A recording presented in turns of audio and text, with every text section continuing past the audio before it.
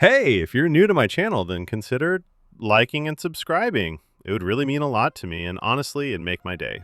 If you already did, thank you so much.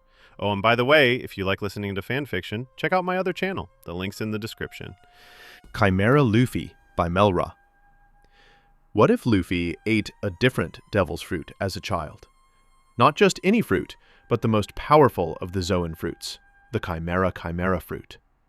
It is a legendary Zoan fruit that allows the user to take on the forms of any Zoan fruit users, as well as a true form as the mythical Chimera. How will this change the course of the One Piece world? Pairing most likely Luffy / Boa Hancock, adios. Chimera Luffy. Years ago there was a man named Gold D. Roger, or as he was better known as, Gold Roger, who held the title of Pirate King, due to his conquering of the toughest sea known to man, the Grand Line. Before his execution, he was asked where his vast treasure was. His final words were, "My fortune is yours for the taking, but you'll have to find it first. I left everything I own in one piece." This started the golden age of piracy, where every pirate in the world went searching for One Piece, in hopes of becoming the next ruler of the seas as the Pirate King. Time passed and we find ourselves 10 years later in the quiet town of Windmill Village. Or not so quiet, since a band of pirates under the command of red-haired Shanks, one of the 4 emperors of the sea, 4 of the most powerful pirates of that era. What would this vicious band of bloodthirsty sea dogs be doing in such a remote part of the world, you ask? They were partying like there's no tomorrow in the local tavern with some of the locals. At the bar of the tavern we see a young boy by the name of Monkey D. Luffy and Shanks, captain of the red-haired pirates. Luffy is a young 7-year-old boy with jet black hair, a white shirt with a picture of an anchor on it, blue shorts, and a bandage currently under his left eye, while red-haired Shanks is a slightly average-height man wearing a button-down long-sleeved white shirt, black pants with a sash holding them up, sandals, 3 vertical scars over his left eye, and a straw hat over his bright red hair, hence the nickname. The reason for the celebration was also the reason Luffy currently had the bandage under his eye. In order to prove his manliness to the pirate crew, Luffy had taken a dagger and cut himself to prove that he could withstand pain, despite the fact that he had tears in his eyes and was obviously trying to hold out, crying like a little baby. The crew had decided to hold a party to, in their own words, celebrate Luffy's craziness. "That didn't hurt at all," said Luffy in a voice that would make it obvious to a brainless monkey that he was lying. "Liar," said Shanks, his crew, most of the people in the village, and anyone who's ever read the first chapter of the One Piece manga. "I'm not afraid of pain at all. Next time bring me out to sea," exclaimed Luffy in the excited voice of a child ready for an adventure. "I want to be a pirate too." "You can't handle being a pirate. Being able to swim is a pirate's greatest weakness," said Shanks while supporting a knowing smile on his face, most likely thinking back to when he first wanted to become a pirate. Luffy, with a ticked-off look on his face, shot back, "As long as I stay on the ship I'll be fine. Besides, my fighting is pretty good too. I've been training my whole life and my punch is as strong as a pistol." Luffy finished with a proud grin on his face. Shanks seemed skeptical at the young boy's high opinion of himself, but his crew wasn't helping the matter by telling Luffy how awesome the life of a pirate is. Luffy listened enthusiastically, his eagerness only increasing by the minute. Shanks tried to act as the voice of reason by telling Luffy that he was still too young to live the life of a pirate, which Luffy heatedly denied. "Don't be mad, here, have some juice," Shanks said with a mischievous smile. Luffy thanked the pirate and drank the juice down with the usual childlike enthusiasm. As soon as Luffy was done with the juice, Shanks could no longer hold it in and burst out laughing. "You really are a kid? That's too funny," he gasped out between bouts of laughter. "That was a dirty trick," Luffy cried indignantly as he watched the captain laugh at his expense. Luffy left the bar table in a huff, muttering about the indignity of it all when he noticed Shanks' first mate, Ben Beckman, make a "come here" motion while lighting up a cigarette. "Luffy, while I understand that you're upset, you should try to understand the captain's feelings," the pirate said between puffs of smoke. Seeing the small boy's confused expression, Ben explained, "While the captain knows that being a pirate is interesting, he also knows that the life of a pirate is hard and very dangerous. You understand? He's not purposely teasing your ambitions of being a pirate." I don't understand, Luffy said, irritated. Shanks just takes me for an idiot. Looking in said man's direction, Luffy noticed Shanks stifling his giggles about the prank he just pulled. See? Luffy shouted while pointing an accusing finger in Shanks' direction. A distraction came in the form of the bar's owner Makino asking Luffy if he wanted something to eat. Never one to pass down food, especially food of the meat variety, Luffy eagerly plopped down next to Shanks and dug into his food. Luffy then asked how long the pirates would be staying and, after finding out they would be staying for the year, promised Shanks that he would learn to swim by that time. Suddenly the tavern's door was kicked open by a man who looked like a cross between a hobo and a street thug walked in. Eyeing the pirates seated around the bar, the obvious meth addict made a snarky comment on the pirates' appearances despite the obvious fact that he was obviously outnumbered 50-1 against superior opponents, which let us know that the man has an IQ that makes Luffy seem like Stephen Hawking. Everyone was looking at the sad excuse of a bandit that they never noticed Luffy eating an oddly colored and shaped piece of fruit, not even Luffy. The hobo man walked up to the bar and introduced himself as a bandit and demanded 10 barrels of sake for he and his men. When told that the sake was sold out, the self-proclaimed bandit leader frowned and looked around the room. Oh, that's strange, then what are they drinking? Is it water? The bandit, whose name was Higuma, asked. No, it's sake, but it's all we had, explained Makino to Higuma. Sorry about that, said Shanks trying to defuse the situation. Looks like finished all the sake here. Here, if you don't mind, take the last bottle, he said while holding up the unopened bottle of sake, which Higuma promptly smashed, sending sake splashing all over the pirate captain, much to the shock of Luffy and the others present in the bar. Most likely they were shocked at the stupidity of the bandit once again ignoring how outnumbered and outclassed he was. Higuma went into a small rant on how he was the prime fugitive figure around the village and how his head was worth $8 million and blah, blah, blah. Shanks ignored the man in favor of cleaning up the newly created mess on the floor. Higuma, seeing as no one seemed to give a crap about what he was saying, took out his sword, not like that, you perverts, and proceeded to smash all the glassware on the bar right on top of Shanks. Seriously, you'd think he'd quit while he's ahead. With a few more condescending words, the bandit leader stormed out of the tavern. As Makino checked on Shanks to see if he was all right, which he assured that he was, the rest of the pirate crew started cracking jokes on what just happened, with Shanks joining into the laughter. The only person not laughing, however, was Luffy. Why are you laughing? Luffy shot out while looking quite ticked. Seeing Shanks' puzzled expression, Luffy went on a slight rant saying, that was disgraceful. Why didn't you fight him? So what if they have more people? Who laughs after getting picked on? You're not a man and not a pirate either. Shanks paused for a second before saying, look Luffy, I know how you feel, but it's just a bottle of sake. There's nothing to get worked up about. Seeing as Luffy didn't like this answer and was leaving towards the door in a huff while calling Shanks a coward and that he didn't want to see him again, Shanks reached out to stop him saying, oh come on. Don't go Luffy. Shanks stopped mid-sentence as Luffy suddenly came to a halt, gripping his stomach as if he was in pain. Luffy, are you all? Shanks started to ask before Luffy fell to the floor screaming in pain. My body feels like it's on fire. Luffy managed TNG his screaming and withering.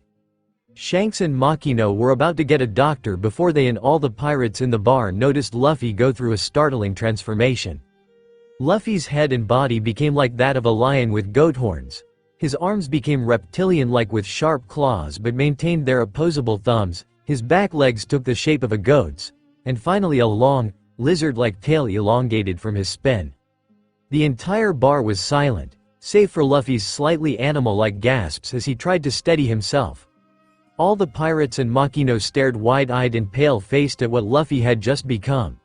Shanks was the first to compose himself, seeing similar things during his many years on the Grand Line.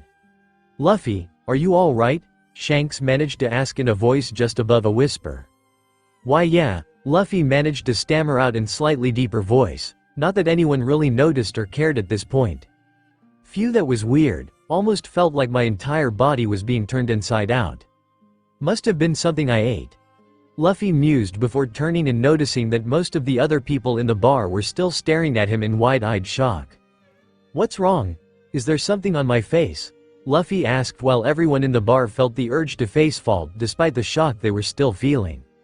Most of the pirates were starting to get over their shock and took a closer look at the transformed boy. Despite his animal appearance, Luffy wasn't much different than when he was human. He was larger, but only by about 6 inches. His new mane was as black as his hair had been before the transformation.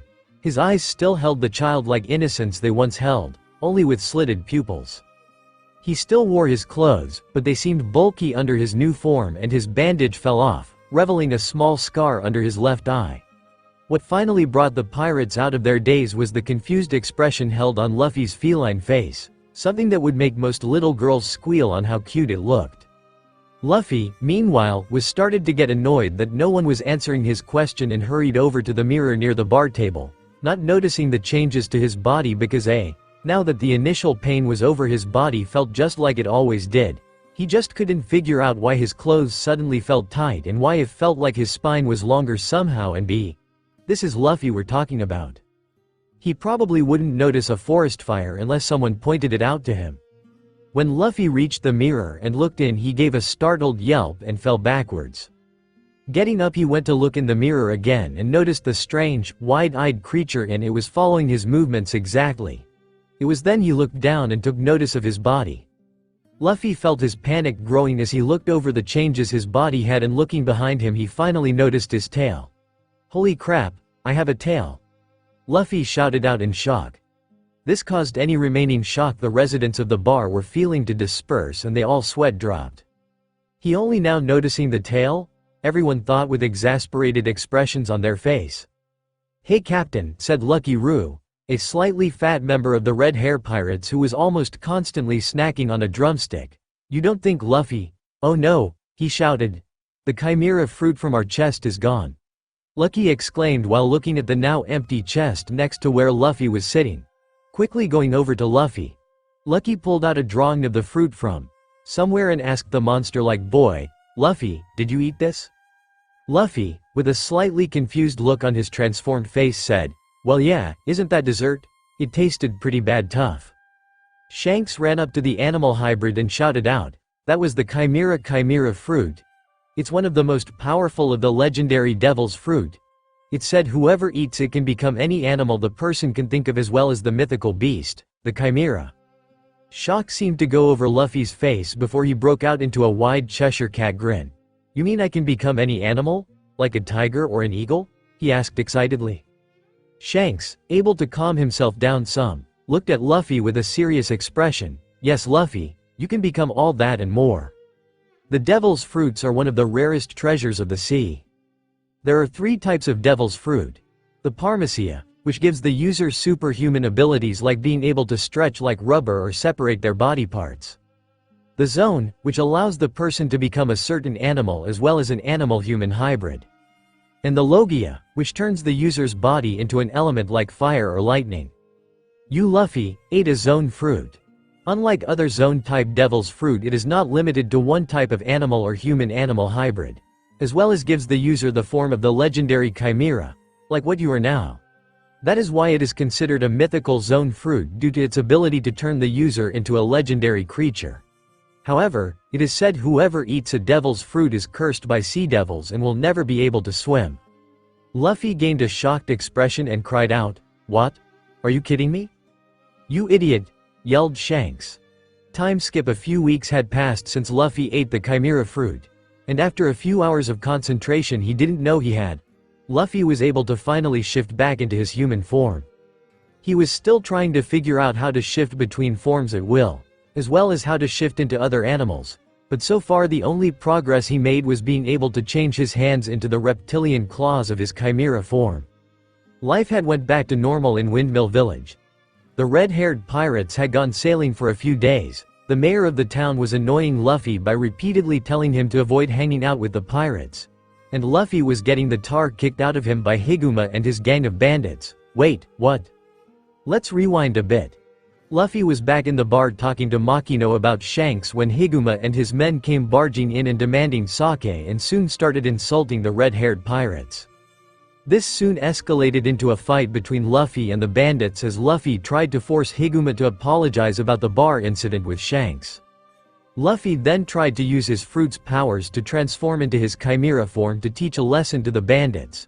But thanks to his crappy control over his powers and his increasing anger towards the bandits, he was only able to make his arms into their reptilian claws like usual. Not one to back down, Luffy still tried to attack Higuma but was easily knocked back, only managing to slightly tear the end of the bandit's coat. "You're a different type of human, aren't you?" Higuma observed while looking at the slight tears in his coat, "and you've ruined my best coat. Maybe I should sell you to the circus as payback, Luffy made several attempts to clobber the bandit, but said Bandit was able to easily knock the Chimera boy around like a kicked puppy. The mayor and Makino came and tried to apologize for Luffy's actions, but the bandit decided to kill the 7-year-old out of sheer annoyance due to Luffy constantly insulting the man. Just as it looked like the end for Luffy, and a really crappy start of a story, Deus Ex Machina decided to raise its head in the form of the red-haired pirates returning to port. Shanks noticed the lack of welcome and, deciding to check out what was wrong, came upon the scene just as it looked like Higuma was about to kill Luffy. "Luffy, what's wrong? Didn't you say your punch was strong as a pistol?" Shanks asked as he casually walked up to where the bandits were. Higuma, annoyed by the interruption, threatened Shanks to mind his own business while one of his men pointed a pistol directly against Shanks' head. "Well, since you pulled out your gun, I guess we have to fight. You know, you really shouldn't use guns to threaten people." Just then, Lucky Roo appeared out of nowhere, killing the bandit with a quick shot to the temple with his own pistol. Agers stared at the scene in shock. Higuma recovered his senses and started yelling on how the pirates were using dirty tricks. "Dirty? Don't make me laugh. The people standing in front of you aren't saints, we're pirates," stated Shanks calmly. "Now listen well, bandits, you can insult me, you can pour drinks on me, but one thing I can't forgive no matter what the reason, nobody hurts my friends." Higuma laughed this treat off and sent his men to kill the pirates. Ben Beckman stepped forward and, using his rifle as a club, beat all of the bandits in a matter of minutes. Higuma, realizing how screwed he was, tried to defend his actions by saying Luffy started it. Shanks easily dismissed this, saying they'd just turned in the bandits' bounty. The leader of the downed bandits threw a smoke bomb and escaped in the confusion, taking a beaten Luffy with him. Higuma went out to sea on a small dinghy with Luffy and, seeing as he didn't need the kid as a hostage anymore, cruelly kicked Luffy into the ocean where he immediately started to drown. Higuma was so busy laughing at Luffy's expense that he didn't notice the huge shadow raise up behind him. By the time he turned around, he and his boat were already being swallowed whole by a large, eel-like sea king. The large serpent then tried to snatch up a struggling Luffy, but he was pulled out of the way just in time by Shanks. "Get lost," Shanks stated while giving the Sea King a look that would make most men lose control of their bowels. The Sea King immediately swam off, leaving a sobbing Luffy and Shanks bobbing in the ocean. "Makino told me what happened. Thanks for sticking up for us, Luffy." Luffy continued to sob and Shanks said, "Oh come on Luffy, boys don't cry." "But, Shanks, your arm," Luffy cried out while looking at the bleeding stump that used to be Shanks' left arm. "It's nothing, just an arm. As long as you're alive." Luffy learned a valuable lesson that day, that the sea could be a very dangerous place, which was why Shanks didn't want the boy to become a part of his crew. However, Luffy soon noticed a problem. They were in the middle of the ocean with no boat in sight. Since Shanks' lifeboat drifted off during the excitement and Higuma's boat was in the belly of an overgrown eel. Luffy then noticed how pale Shanks was starting to look, as well as the amount of blood pouring out of his new handicap. "I've got to do something," Luffy thought. "Shanks may die, and it will be all my fault." Realizing the seriousness of the situation, and that his newfound hero's life may be in danger, Luffy gathered on previously unseen determination in himself. "I've got to save him. I can't let him die like this. Stupid body won't let me swim. Please, give me the strength to save him. Let me." "Huh?" Luffy then noticed a change to his body. While he might feel as natural as he normally did, he realized he was no longer sinking, in fact he was swimming. He also noticed that his body felt more powerful in a way, and it felt like he could hold his breath longer, and when he breathed in it almost felt like he was taking air in from the top of his head. As this was happening, Shanks was busy thinking on the fastest way to get to land. "Okay, I have no boat and I'm fairly injured with a 7-year-old who can't swim. It'll be tough, but I should be able to make it back to land and to a doctor with plenty of time to spare. Now to grab Luffy and, what the, Shanks noticed he was no longer holding onto a small child. Instead he was gripping the dorsal fin of a young dolphin. Luffy? Is that you? Shanks asked incredulously. Yeah Shanks, it's me. Looks like I learned how to swim after all, and with a devil's fruit too. The porpoise happily chirped. No time to question it. We better get you back to land. Shanks nodded dumbly as Dolphin shot through the water with him holding on tight. This kid, he just continues to surprise me, Shanks mentally chuckled. Time skip. A few weeks had passed since the Bandit incident, and it was now time that the red-haired pirates had to set sail from Windmill village. Luffy was standing before Shanks as the pirate captain asked the young boy if he was upset over their leaving. "Yay, but I won't force you to take me with you any longer. I'll become a pirate by myself," said Luffy. "Hey," chuckled Shanks before sticking out his tongue at the Chimera boy and saying teasingly, "I wouldn't take you even if you begged me. You don't have what it takes to be a pirate." Luffy got a large tick mark on his forehead and shouted back at Shanks, "Yes I do. One day I'll find a crew that is as strong as yours. And then I'll find the world's biggest treasure, and become king of the pirates." As his crew looked on in amusement, Shanks said, "Oh, you want to be bigger than us huh? Well then," reaching up, Shanks took the straw hat that he had on his head and placed it on top of Luffy's head saying, "This hat is my gift to you. This is my favorite hat, you know. So when you become a great pirate in the future, return that hat to me." With that, the red-haired pirates hauled anchor and sailed off, leaving the waving townsfolk and the crying Luffy in the distance. They were not seen in the village again for many, many years. Time skip. It had been 10 years since the red-haired pirates had left Windmill village. The villagers were once again gathered around the ports, this time to bid farewell to a 17-year-old monkey D. Luffy. Luffy had changed a bit over the years. What was once a small boy was now an average-height young man with lean, athletic muscles if you looked closely. He still carried the small scar under his left eye, but his wardrobe had changed drastically. He now wore a button-down red vest and jean shorts that cut off slightly above the knees. He wore simple sandals on his feet and had Shanks' straw hat on top of his raven black hair.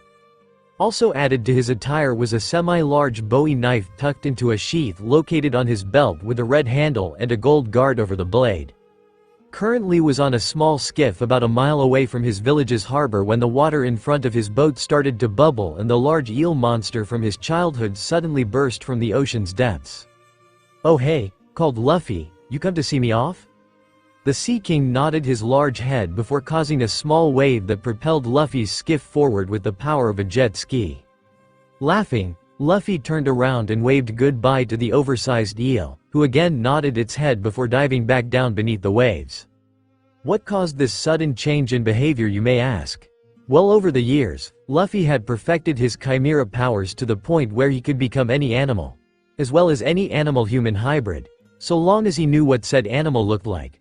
A few years ago, Luffy was able to turn himself into a Sea King almost identical to the one near Windmill village. As an animal himself, Luffy was able to talk to the large sea monster and was able to befriend it, as well as most of the animals near or on the island where he grew up. "Hey," Luffy chuckled before loudly announcing to the heavens, "I'll become the Pirate King."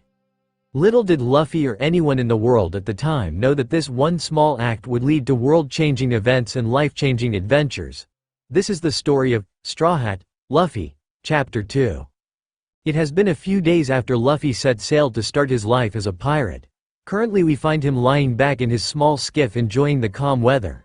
He looks completely unconcerned despite the fact that he is currently heading straight towards a gigantic whirlpool. "Hey, who would have thought I would get into such a huge disaster?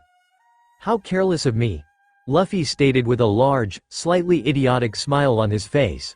"I could transform into something that could swim or fly, but I honestly don't think that swimming would help me in this situation.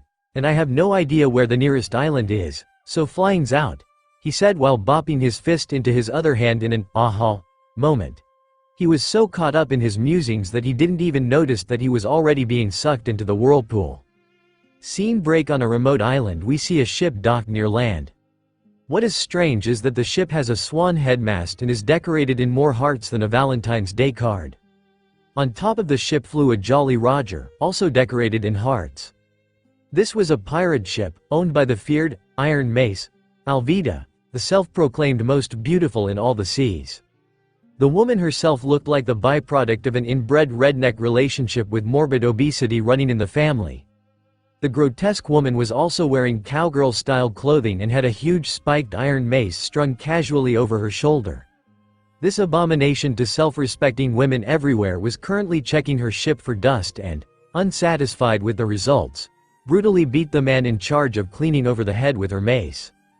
"Kobe, what's the most beautiful thing in all the seas?" the sea cow called out. Why you of course Lady Alvida," stammered a small, glasses-wearing boy with pink hair. It was quite obvious that the boy was expected to lie through his teeth to the woman when asked this question out of fear for his life. This fact was cemented when the hag started to kick the small boy while reminding him how she hated dirty things and that the only reason he was alive was because she valued his navigation skills.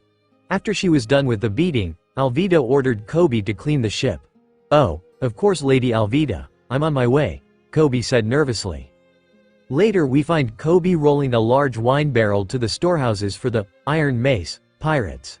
The other crewmen there decided to drink the contents, confident that Alvida wouldn't know, and after not so subtly threatening Kobe not to tell anyone, proceeded to pry the barrel open. Suddenly, the top of the barrel burst open and out popped Luffy like a jack-in-the-box, much to the shock of Kobe and the Iron Mace pirates. "Ah, what a nice nap that was.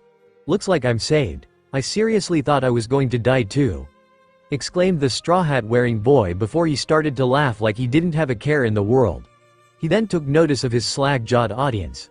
Who are you?" Luffy asked. "Who the heck are you?"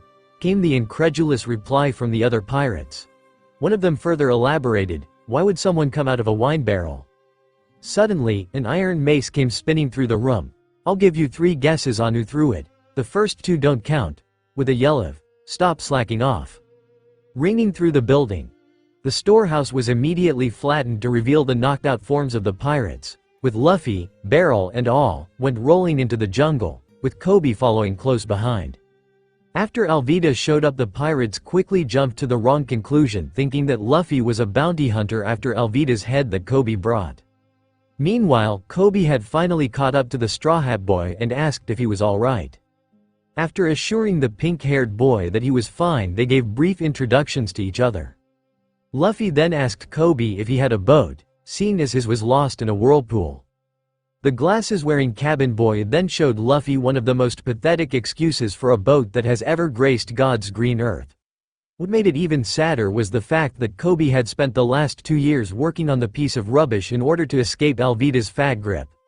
Kobe then explained how he wanted to be free of Alvida after she took him prisoner one day as he was fishing, and he's been too scared to try and leave since. Luffy, being the happy-go-lucky kind of guy he is, tried to cheer him up by saying, "You're pretty stupid and useless. You also seem kind of wimpy, I don't like you." "Hey, that's Luffy for you. What did you expect?" Kobe asked the Pirate King in the making why he was sailing, to which he boldly pronounced, "I want to become the Pirate King." Kobe then started spouting how crazy, impossible, and suicidal that dream was and was promptly punched in the forehead by Luffy. Luffy said, "I'm not afraid of dying. Because it's my dream, and I wouldn't mind dying for it. Besides, I think I can do it, although it'll be pretty tough." Inspired by the older boy's declaration, and now crying, Kobe asked, "Will I be able to accomplish my dream if I'm willing to die?" Kobe said with increasing determination, "Will I be able to become a Marine? Luffy, I know it will mean becoming enemies, but joining the Marines and catching bad guys has always been my dream. Do you think I could do it?" "I wouldn't know," came Luffy's honest answer. "I have to at least try," declared Kobe. "I'd rather die trying to escape from here and join the Marines, than spend the rest of my life as a cabin boy. And then I'll be able to arrest people like Alvida." Suddenly, Alvida appeared, crushing Kobe's boat with her iron mace, saying, "Who did you say you were going to arrest, Kobe? Did you honestly think that you could escape from me?" She then turned to look at Luffy. "Is that who you hired to capture me? He sure doesn't look like Roronoa Zoro. Anyway, before you die, I want to ask you, what is the most beautiful thing in the sea, Kobe?" Before the glasses-wearing boy could answer, Luffy decided to open his big mouth and ask, "Hey Kobe, who's the fat lady?" much to the shock and horror of the surrounding pirates. "Luffy, quick, say, Lady Alvida is the most." Kobe then thought of the life-changing commitment he made not 3 minutes ago and, gathering his courage, shouted out, "The ugliest, fattest hag on the entire planet." To which Luffy laughed and the other pirates looked like they were about to have a stroke. "Now you both can die," screamed Alvida as she swung her iron mace on the two boys. However, to the complete shock of all those present, Luffy calmly walked forward and caught the mace with his bare hand like it weighed nothing at all. "What? Impossible," Alvida cried in shock. "Sorry, but this thing's too light to hurt me," said Luffy as his body started to shift. Before the stunned pirate's eyes, Luffy shifted into his chimera form, which was a good deal taller than it was when he was a kid, standing at nearly 8 feet tall, and it now had 2 bat-like wings jutting from the shoulder blades. What the heck are you?" exclaimed a shocked Alvida as she hurriedly tried to back away from the hulking monster in front of her. It was too late as Luffy reared back his large, scaled fist and shouted, "Chimera pistol," and smashing his fist into the pirate captain's face, sending the sea cow flying back unconscious into her surrounding crew. Luffy smiled, showing the crew a mouth full of razor-sharp teeth in his lion-like head, and said in a more growling voice, "Prepare a boat for Kobe. He wants to join the Marines, so stay out of his way." Scene break. "You actually ate the chimera fruit? That's amazing," said Kobe as he and Luffy set sail on a small skiff, courtesy of the Iron Mace pirates. After getting over his initial shock, Kobe started to bombard Luffy with questions from his powers to what he plans to do in order to become the Pirate King. To the pink-haired boy's surprise, he found that their current destination was to recruit the famous pirate hunter Roronoa Zoro from the next town, where Kobe plans to sign up for the Marines. Kobe startify why that would be a bad idea, but Luffy just simply laughed it off as they sailed into the horizon. Chapter 3. In a galaxy far, far away, oops, my bad. On a small boat somewhere in the East Blue, we find Luffy and Kobe a few days after the Alvida incident, sailing towards the topic of the two boys' conversation. One infamous pirate hunter, Roronoa Zoro. Kobe was fervently telling Luffy why it would be a bad idea to recruit the swordsman due to his reputation as a monster and bloodthirsty hound. But Luffy decided to see him first before deciding whether or not to have the hunter join his crew, much to Kobe's dismay. Shortly afterwards, the duo find themselves on an island with the local marine base in the center of town. Luffy congratulated Kobe on finding land so fast, while the former cabin boy tried to explain to the future Pirate King that he needed to understand the basics of navigation, or at least find a navigator, if he planned to sail the seas. Luffy's response was to completely ignore him and look for food, as we soon discover is pretty much habitual of Luffy. After a quick, by Luffy's standards, meal at a local inn, Luffy and Kobe prepare to part ways when Luffy again brings up searching for Zoro.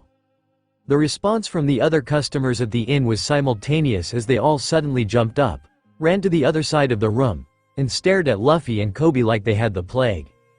Kobe, trying to change the subject, mentioned to Luffy how he noticed that the marine base was ran by a captain named Morgan.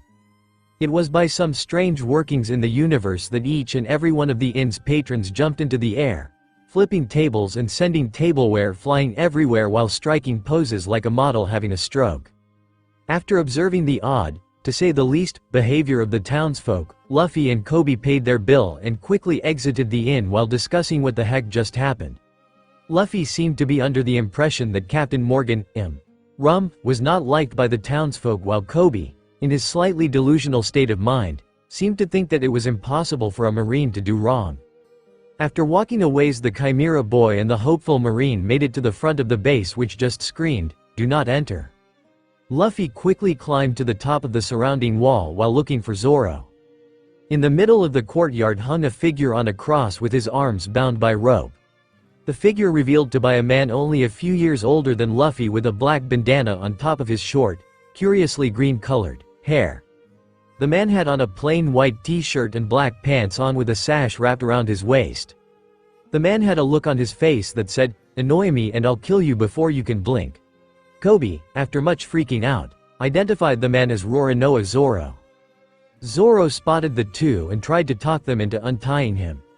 Luffy, of course, was all for it while Kobe, also of course, was highly against it. The argument between the two was interrupted when a ladder suddenly was placed on the wall near both boys and a small girl climbed up while making shushing sounds to the duo. The girl quickly ran up to Zoro and offered him 2 rice balls, which Zoro denied, stating he wasn't hungry, even though it had been weeks since his last meal, and tried to get the girl to leave. Suddenly one of the gates opened to reveal a boy around Kobe's age with the face of a pug with a helmet-shaped haircut and dressed in a suit that made him look like a pimp. The boy was flanked by several Marines and was revealed to be Captain Morgan's son, Helmeppo. After berating Zoro for picking on little kids, Helmeppo saw the food the girl was offering Zoro. "Look, here are some tasty rice balls." Helmeppo then snatched up one of the rice balls and took a bite before spitting it out and telling the girl off for having put sugar in the place of salt, before grabbing the other rice ball and stomping it into the ground. The girl started tearing up over her now crushed rice balls, but immediately froze when Helmeppo stated the law that Morgan had placed, being that any who aid criminals will be executed. The spoiled brat then turned to one of the Marines and ordered him to throw the girl over the fence and threatened to tell his father if the Marine didn't comply.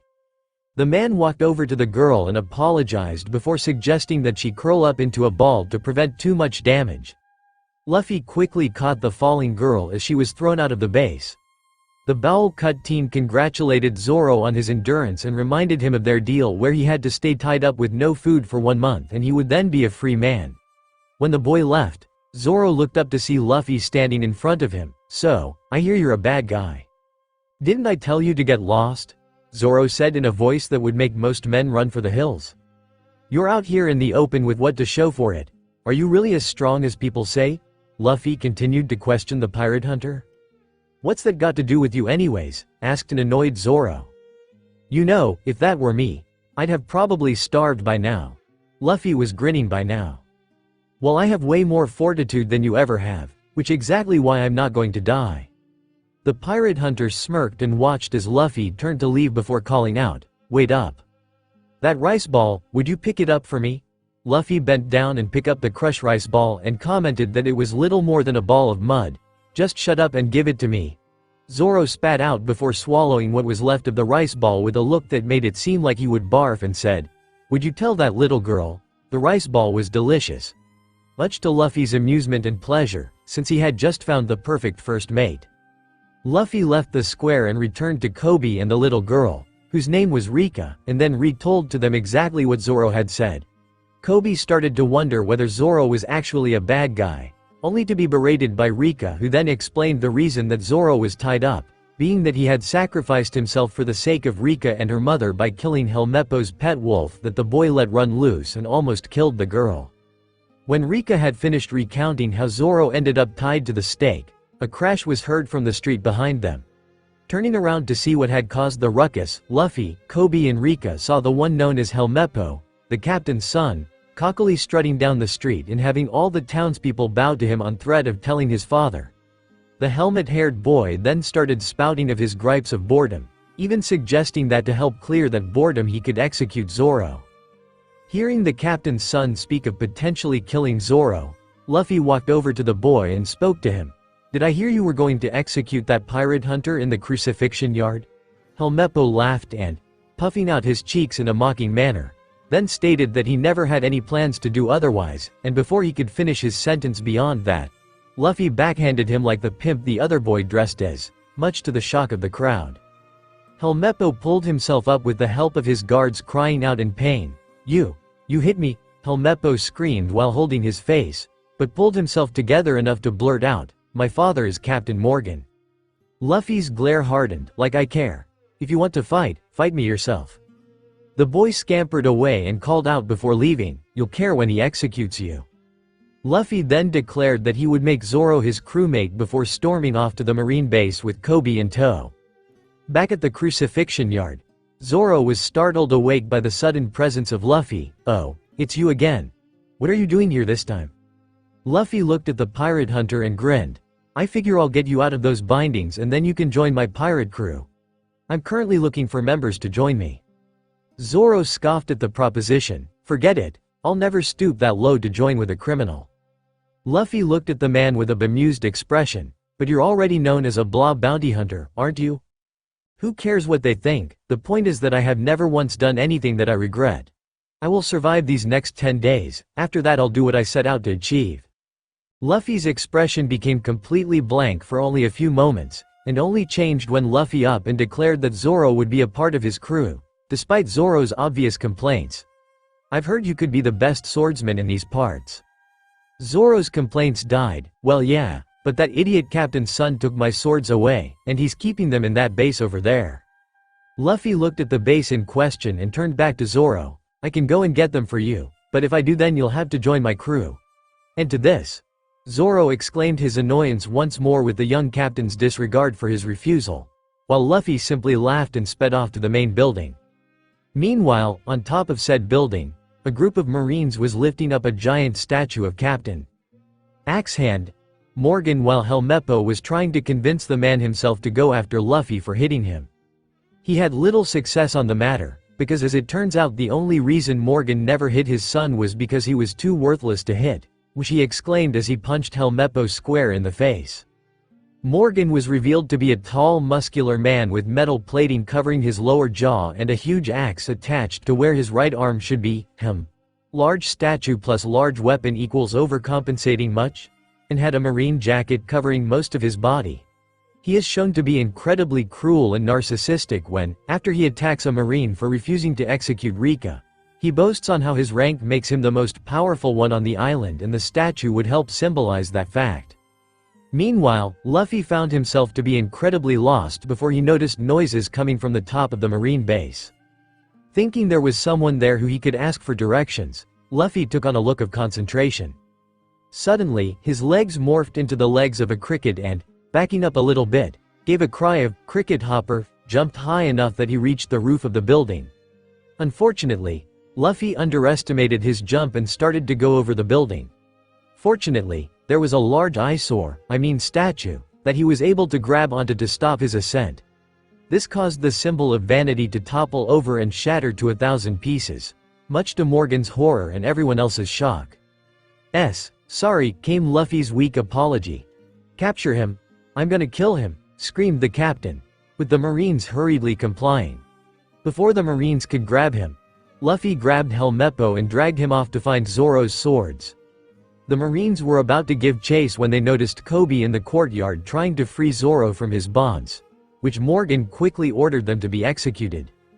Down in the courtyard Zoro was trying to tell Kobe to run away but he replied, "You shouldn't be arrested. I can't stand those kinds of Marines, that's why I'm going to become a real Marine." Just like Luffy is determined to become the Pirate King, much to Zoro's shock. Suddenly, a bullet grazed Kobe's shoulder as it was shot from the base's tower. Meanwhile, Luffy was dragging Helmeppo through the base by his neck while demanding to know where Zoro's swords are. Helmeppo finally gasped out they were in his room and directed Luffy to it. Back at the courtyard Zoro tried getting the injured Kobe to run away, but Kobe refused and told Zoro about his planned execution, stating the Marines never intended on freeing him. Suddenly they were surrounded by Marines with their rifles pointed at them and ordering them not to move. It was at that moment Luffy discovered Zoro's katana and noticed the commotion outside. It looked like this was the end for Zoro and Kobe as Morgan ordered his men to fire. Zoro thought that he couldn't die here and remembered his promise to Kuina, his deceased childhood friend and rival, to become the best swordsman in the world. Just as the Marines opened fire, Luffy appeared before Zoro and Kobe, knife drawn, deflecting the bullets with ease. Everyone stared at the straw hat wearing boy in shock as he batted the bullets aside like one would swat at insects. Zoro was wide-eyed by the show of seemingly impossible blade work. Who are you?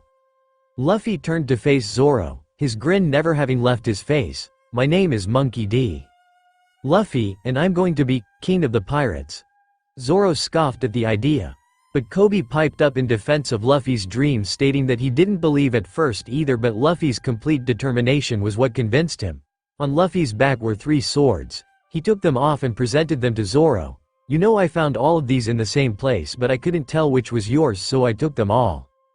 They're all mine. I use a style called Santoryu, and it uses 3 swords. Zoro said calmly while struggling in his bindings. Luffy pushed the swords towards again and reiterated, Look, just take them, but just remember that if you do then you'll have defied the government and will be a criminal. I mean, you could choose to just stay there and be executed as well if you want. Zoro smirked. You're a jerk, you know that, because I either choose to side with you or I die here on these sticks. So let's do this. Luffy started pulling on the ropes, but Zoro just told him to place one of the katana in his mouth. Placing one of the swords in Zoro's mouth, Luffy stood back and watched as in moments, the swordsman freed himself, drew all of his swords and then proceeded to block a group of 8 marines as they all attempted to attack at the same time. Move an inch, and I'll cut you down. Zoro glared at the marines despite his back being to them. Looking up, Zoro addressed Luffy. Alright, since I'm now a criminal for having fought the marines, so I'll become a pirate, but I'll be out to accomplish my goal and you are never to forget that. Luffy asked what his goal was and Zoro just smirked. To be nothing less than the greatest swordsman this world has to offer. So if I had to give that up along the way, I'll cut you down before making you apologies to me. The world's greatest swordsman, hey, sounds nice, and the king of the pirates would have nothing less than the best on his crew. Luffy grinned at the response that Zoro gave.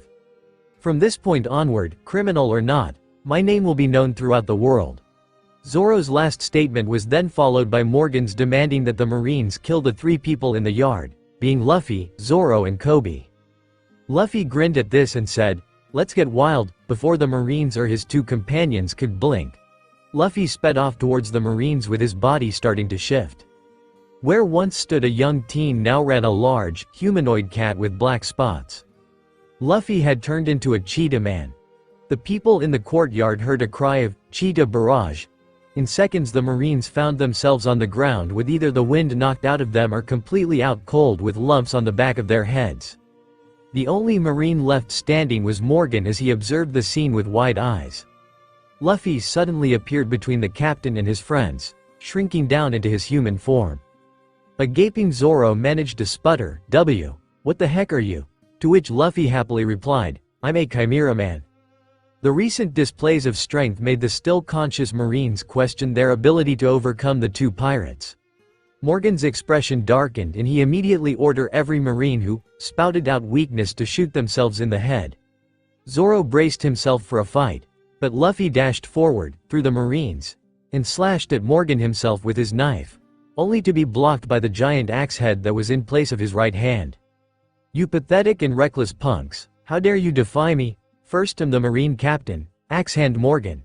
As he said this, Morgan took off his captain's coat. Hi, my name's Luffy. Luffy stood, completely unaffected at intimidation.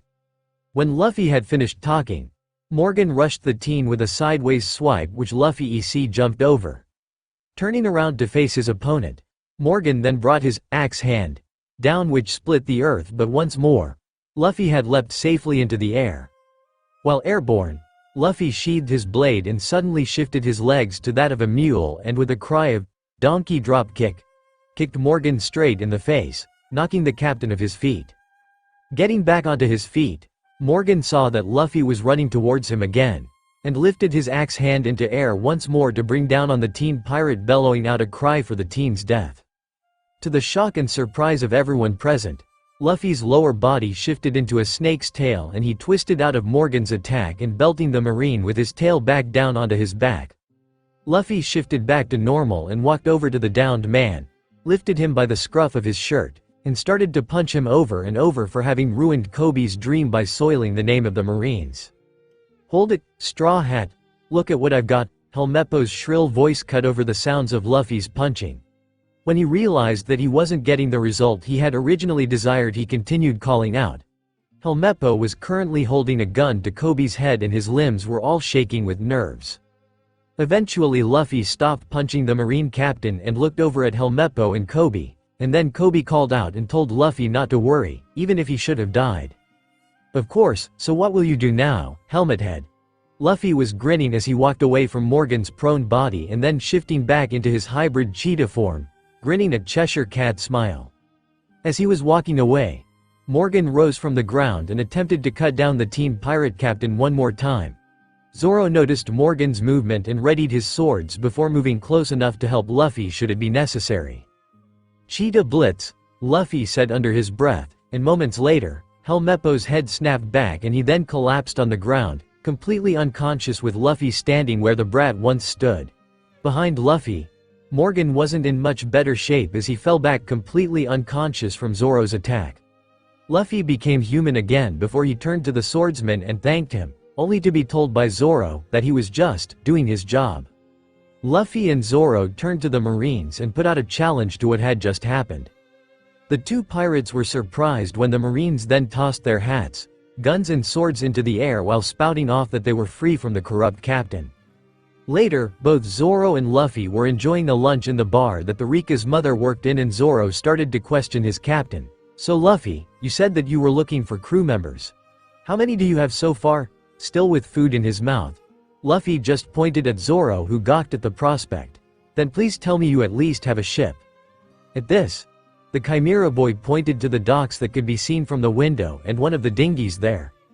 "Don't worry so much about the ship for the moment, with just the two of us that will be perfect, for now." Luffy attempted to calm the swordsman from stressing out. "We may not have much now, but things will work out to our favor in the end, we just need to be patient." Rika asked Luffy where they would be going when they left town. "Well, I figure that we'll just sail around until we pick up a navigator and a bigger ship before heading to the Grand Line." Hearing this, Kobe started to freak out and worry over his new friends, even though they would be parting ways from here. He tried telling the two about how dangerous the Grand Line is, but Luffy just waved it off saying they'd be fine. Zoro then pointed out to Kobe to be careful that the Marines never find out about his time on Alvida's ship because he would be considered a pirate and would never be allowed in the Marines if that happened. As the people conversed within the bar, the Marines started gathering at the door and a lieutenant entered the room. "I've heard that the two of you are pirates, is that true?"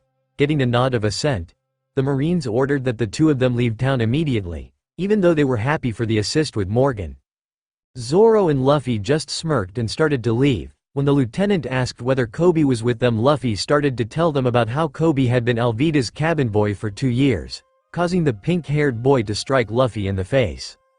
Luffy in turn, then started punching Kobe and was told to stop by the Marines, allowing Luffy to start smirking. At the docks, Luffy and Zoro were both relishing in the very pirate feel that was joined with their current departure of the town. When they just finished unfastening the boat, they heard Kobe thank them, and turned to see the newest member of the Marine alongside the mother and daughter of the small bar. Out at sea, both Zoro and Luffy were relaxing and Luffy told Zoro to get comfortable since they were just heading where the wind took them for the moment, and he was grinning widely at the future prospects for adventure. Chapter 4. We find Luffy with his first and so far only crewmate Zoro on their dingy a few days after the Morgan incident, planning their next move. So hungry, moaned Luffy. Well, planning in the terms of two knuckleheads, that is. Zoro started to berate Luffy for his lack of navigation skills. Hypocritical much? While Luffy just said he was just wandering and asked Zoro if that was what he did as a pirate hunter. As it turns out, Zoro had left his home to find a certain man and had gotten lost, so the pirate hunting was just to pay for his travels. Again, hypocritical much? This led to a brief argument between captain and crew member before both collapsed on the floor of the boat with growling stomachs. They suddenly saw the shape of a bird fly overhead in the distance, and Luffy got a clever, for him, idea on catching the bird to eat. Spreading out his arms, which started to sprout feathers, Luffy suddenly turned into a full-blown red-tailed hawk and flew up to the bird. The problem was that the bird was a lot bigger up close and was able to snag the smaller bird boy up in its beak and started to fly off. Luffy quickly changed back into his human form but found his head still caught in the bird's beak. Normally someone with Luffy's powers would just transform into something too big for the bird to eat, but since Luffy is kind of a moron and also still wanted to catch the bird to eat, that thought did not cross his mind. Zoro in a panic started frantically rowing after his bird-jacked captain. Soon Luffy found himself being carried to an island with a bizarre, circus-themed ship docked at the harbor when suddenly a cannonball was fired, hitting the bird who was carrying him and caused him to crash into the town below. Unknown to Luffy, he just crashed next to a trio of pirates who were chasing an attractive girl around Luffy's age with orange-red hair and wore a t-shirt with a short skirt. The reason for the chase was that the young woman had stolen a map from the pirates that led to the Grand Line, and the pirates had to return it before their captain found out and killed them. As Luffy pulled himself up from the small crater his fall created and was wondering where the heck he was, the young girl suddenly started calling him boss and said she'd leave the rest to him, before running off. Luffy was trying to figure out what was going on, completely oblivious to the 3 pirates coming up behind him. 5 seconds later the 3 thugs found themselves with their faces planted in the ground courtesy of Luffy when one of said thugs knocked off his straw hat with a punch. Luffy turned and saw the girl from earlier sitting on the roof of a nearby building who introduced herself as Nami and was a thief who stole from pirates. She then asked if the pirate captain wanted to partner up with her, to which Luffy flatly refused before walking away. Nami quickly jumped off the roof she was on and followed the young captain, asking him about why he got so mad at the pirates for touching his hat, to which Luffy replied, "It's my treasure." Nami took Luffy into one of the nearby deserted houses while Luffy told the pirate thief on how he was separated from his crew. Name in turn told Luffy on how all the houses were abandoned thanks to the town being overrun by pirates led by the fierce pirate captain Buggy the Clown. She explained on how Buggy was a cannon-happy maniac who once destroyed a town due to some local children making fun of his nose, and how it said that he has devil fruit abilities. Luffy then asked Nami if she would rob the empty town, to which she flatly replied no, saying she only stole from pirates and hoped to gain 100 million berry in order to buy a certain village. She then explained how she would use the map she stole from the Buggy pirates in order to find the Grand Line and get the money from pirates there. Nami then repeated her offer on the 2 partnering together in order to gain Buggy's treasure. Luffy, using his head for once, asked the redhead if she knew about navigation, to which she replied, "Of course I know, don't look down on me, because as for navigation skills, well, there aren't a lot of people who know more about it than I do, especially since I love the sea." Luffy gave a whoop of joy and told Nami that his crew was heading to the Grand Line and asked her if she would join his pirate crew, idiot. To which Nami got a dark look on her face and said there was no way that she would join up with pirates.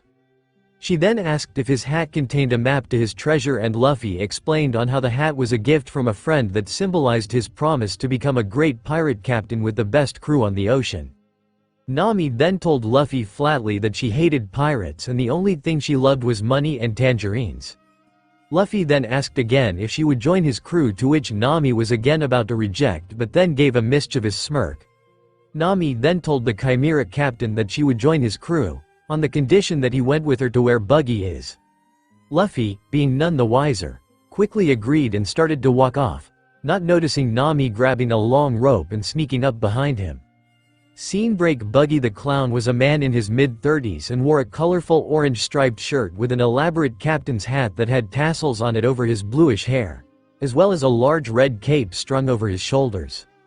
He had crossbones tattooed on his face and red lipstick on, giving him the appearance of a clown dressed as a pirate.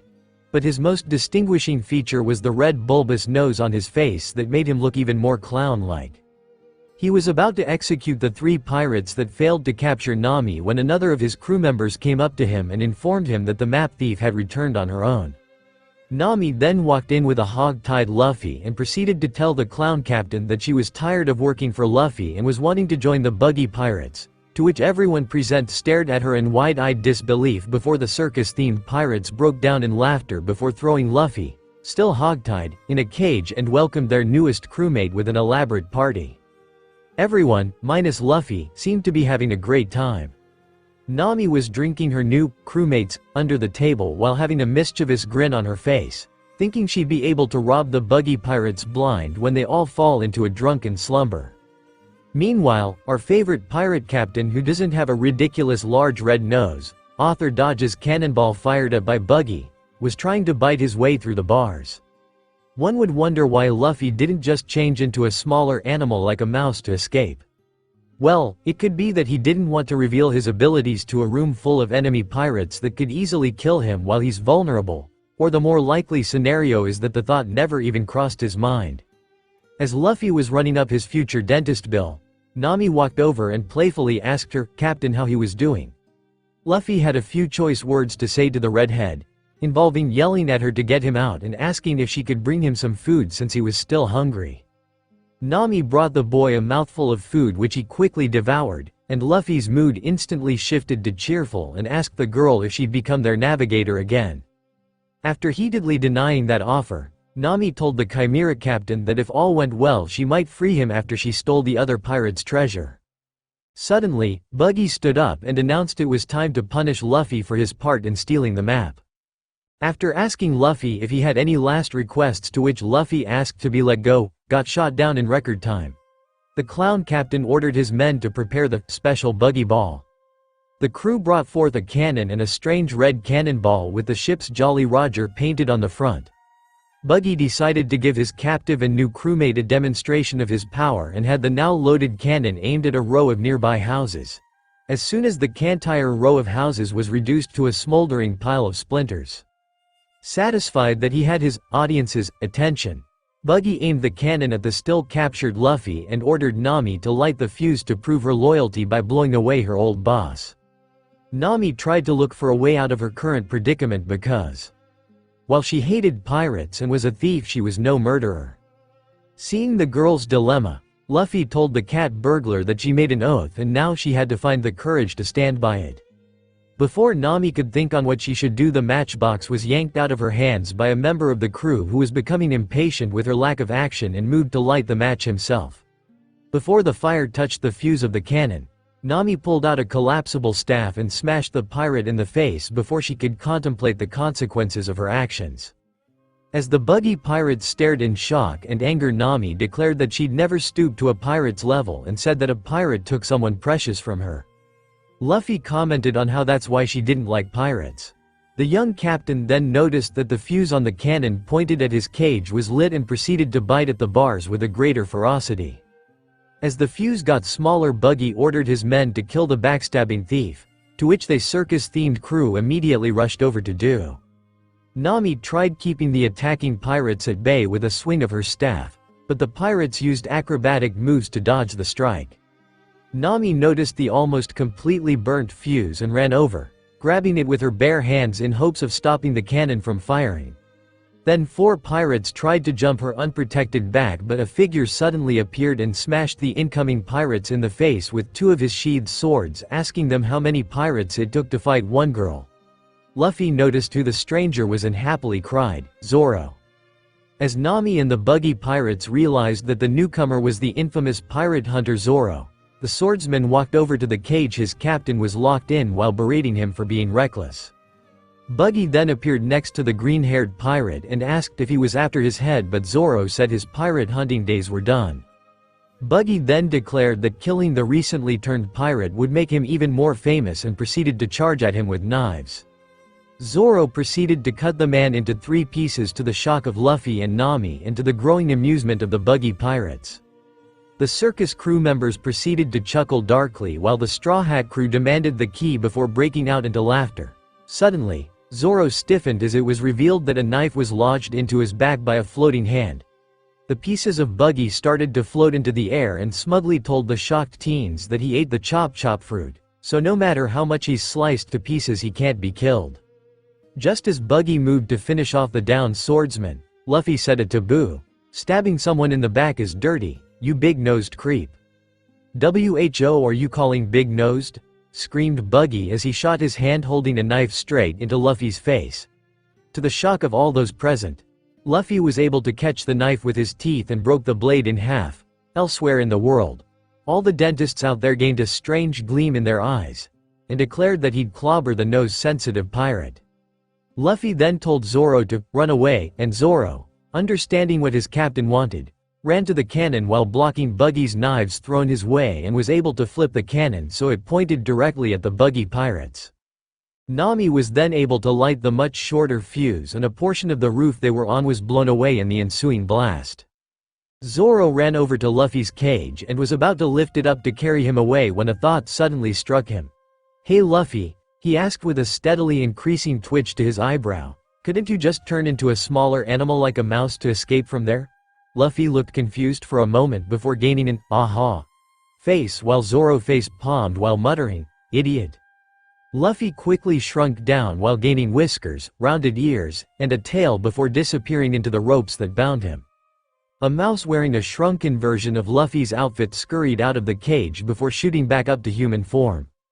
Luckily nobody but Zoro noticed the change as the roof was still covered from smoke due to the previous explosion.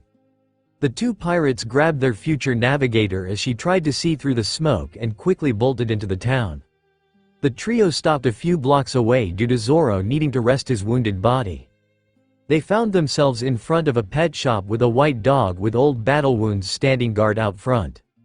Zoro sat down for a rest while Luffy was investigating the dog to see why it wasn't moving, only to get bit in the face after poking the dog in the eyes.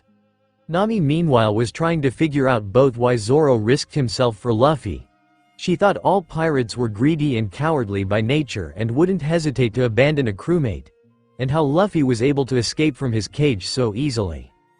Luffy was and the dog were wrestling on the ground when an elderly man with a poodle-like haircut wearing glasses and armor while carrying a spear came along and demanded the boy to stop pestering the dog, whose name turned out to be Cho-Cho. The old man introduced himself as Boodle, the mayor of the town they were in.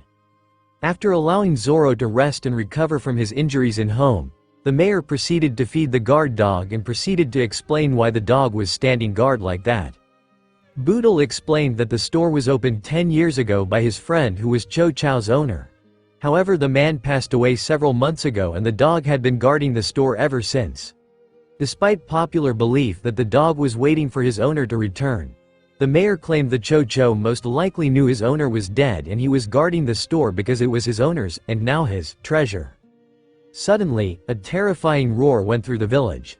Panicked, Boodle exclaimed that his was Moji the animal tamer and first mate of the Buggy pirates. Nami and Boodle quickly hid behind a house down the street before noticing Luffy wasn't with them. They soon spotted the straw hat wearing boy standing where they were at moments ago with a confused look on his face. Before they could run back to grab him and or hit him over the head for his stupidity, a man riding a large lion came into view. The man himself seemed to have white fur covering his chest and head that formed rounded ears on the top while wearing shoes with similar fur on them. The man stood directly in front of Luffy and introduced himself as Moji the animal tamer before mocking the boy on how it looks like his friends abandoned him after their escape.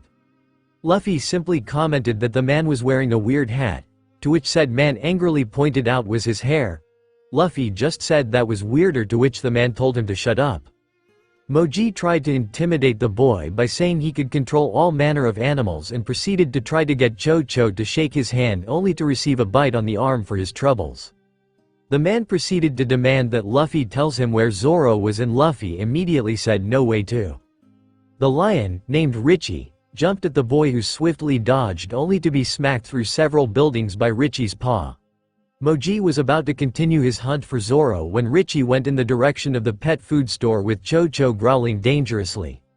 With Luffy, he quickly recovered from his ordeal, having been hit worse by his grandpa, and proceeded to smile toothily while saying he'd clobber the animal trainer before asking Nami if she'd be their navigator again.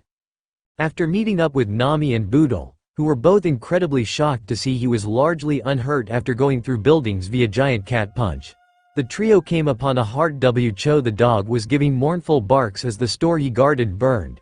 Regardless of the fresh claw wounds on his white fur, you could tell by the tears falling from the dog's eyes that it wasn't the physical pain that hurt so much.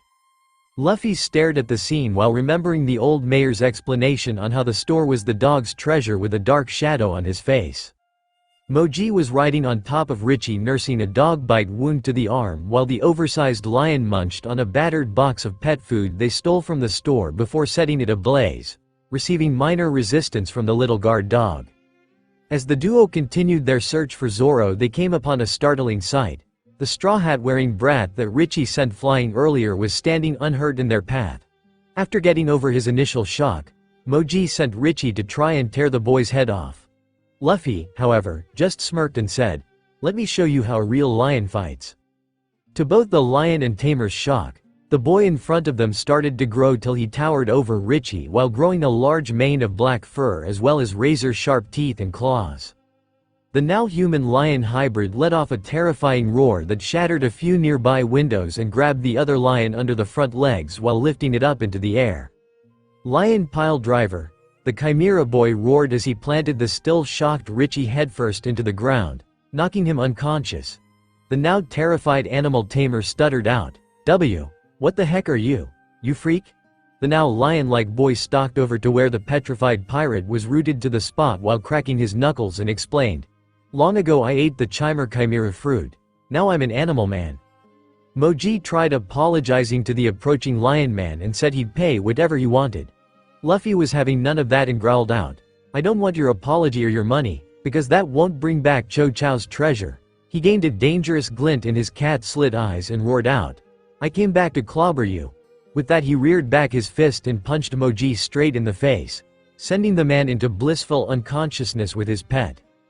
Nami and Boodle stood watching over Cho Cho as he stared at the smoldering remains of the pet store.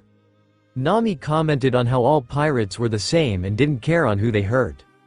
She then noticed Luffy, back in human form, walking up and started to rant against him about how this was how pirates acted and how he was no different. The straw hat wearing captain ignored the girl and walked up in front of the dog, placing a battered box of pet food in front of him. The pirate then apologized to the dog that he couldn't bring the rest of his treasure back but congratulated him on how hard he must have fought. The dog picked up the box and started to walk away but turned around and started barking what had to be a thank you. Nami meanwhile was busy pulling her foot from her mouth as she watched the pirate do the selfless deed. She went over to apologize to the captain about her outburst when suddenly the mayor started yelling how he couldn't stand living in fear of the buggy pirates anymore and how he was going to fight them now and protect his treasure, the village they worked so hard to build. Suddenly, all the houses on the block they were on were blown away thanks to Buggy's buggy balls. Zoro suddenly sat up from the wreckage that was once the mayor's house, saying that was one heck of an alarm clock. The chief then started to run off in the direction of the buggy pirates and said even though he knew it was reckless and stupid he was still going to fight as his duty to the village and its people. Luffy smiled and said that he liked the man and wasn't going to let him die as he watched the mayor's retreating form. Nami agreed to come with the two pirates as temporary allies, and let her keep the clown pirate's treasure. The trio came to the center of town to watch Boodle being chalked by one of Buggy's disembodied hands. Acting quickly, Luffy raced over and pulled the hand from the old man's neck. Boodle tried getting up and said it was his fight so the kids couldn't interfere. However, before the mayor could perform a suicidal charge, Luffy knocked the man out saying he was in the way. In reality he was preventing the old man from killing himself. "Hey Big Nose!" Luffy yelled up at Buggy, much to everyone in the vicinity's shock and horror. "Kill him! Fire the buggy ball!" Buggy roared to his crew. Red cannonball was fired and Zoro and Nami got out of the way while Luffy stood there looking confident. Before the ball could hit, Luffy was quickly covered with dark hair and a long tail shot out his spine while his feet grew opposable thumbs. The now monkey boy, ironic, was easily able to catch the speeding cannonball before it could impact and chucked it back at the buggy pirates with a yell of, "Monkey hammer throw." Everyone in the area was still reeling in shock at the boy's transformation and the buggy pirates couldn't dodge the inevitable impact and explosion. Nami asked what the heck was that and Luffy explained his devil fruit powers to the speechless girl. Before more could be said the trio noticed both Buggy and his second mate Kabaji the acrobat had withstood the explosion by using their crewmates and Richie the lion as shields for the blast. Just then Moji awoke and noticed the straw hat wearing captain and quickly explained his powers to Buggy. Buggy, in a fit of rage for not being told earlier, threw the animal tamer directly at Luffy, who proceeded to kick the man out of his way. Kabaji then charged at the crew on a unicycle and wielding a sword but was stopped by Zoro. The two proceeded to fight while Luffy kept his attention on Buggy. The fight between the two is the same so I'll skip that and go straight to Luffy's fight. The two captains prepared to face each other as Kabaji fell unconscious. Nami meanwhile was going through the rubble of Buggy's former base searching for his crew's treasure. Zoro himself passed out due to his wounds but not before correcting a misconception Buggy and his crew had about him and Luffy, that they weren't thieves but pirates. Buggy asked his fellow captain what he wanted from the buggy pirates and the Chimera boy told him that he planned to use their Grand Line map in order for him to become the Pirate King. Buggy scoffed at this notion thinking himself the better pirate and mentioned how the boy annoyed him, just like the red-haired idiot who wore a similar hat annoyed him years ago. Noticing that the clown was talking about his idol, Luffy asked Buggy how he knew Shanks and where he was now. Buggy simply said he wasn't going to tell him and proceeded to produce spring-loaded knives from his shoes before shooting his lower body off like a buzz saw. Buggy noticed the boy was nowhere to be found after the buzzsaw passed where he was standing but noticed a hole in the ground. Luffy suddenly popped up from the ground behind the big-nosed captain, dodges thrown knife, as a human mole and sent a clawed fist at the pirate's head yelling, "Whack a mole barrage." Buggy was able to dodge the attack by quickly separating his head from his body, causing the mole boy to just barely miss. Buggy then pointed his knife-filled hand at the young captain and shot his arm like a gun before Luffy could dodge underground again. Luffy quickly shifted to human and caught the fast-moving arm before it could spear his head. The attack wasn't over. However, as Buggy then separated his hand from his arm and the hand nicked a side of Luffy's face. What really ticked Luffy off though was the tiny gash the knife caused on the rim of his beloved hat. The Chimera man yelled at the Chop Chop man not to mess with his treasure, but Buggy didn't listen and instead threw a knife at Luffy, causing him to dodge but left his hat unprotected to Buggy's knife-filled hand.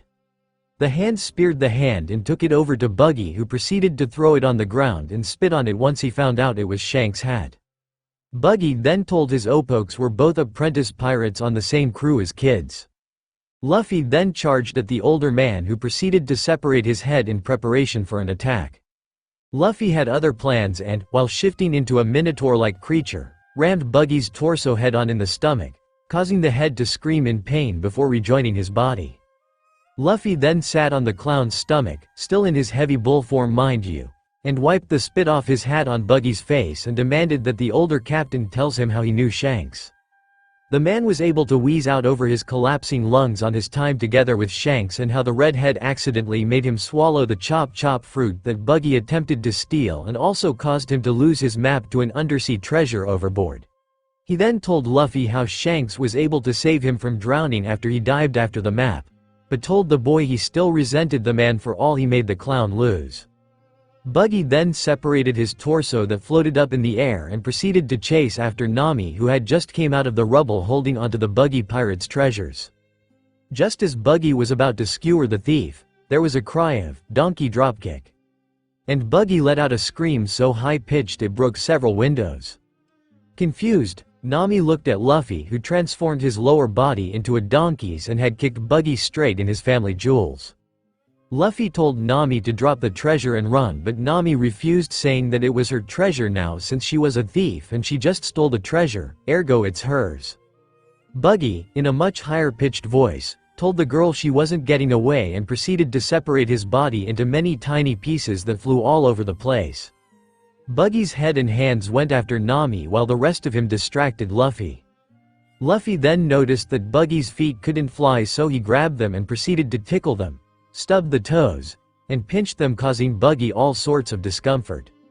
While the clown was distracted, Nami swung the sack full of treasure at his face, hoping to knock him unconscious, but he unfortunately caught it. Before Buggy could counter-attack, there was a cry of, "Gorilla pummel," and Luffy appeared only much more muscular and hairy than before, and punched the older man straight in the face, knocking the sad excuse for a pirate out cold.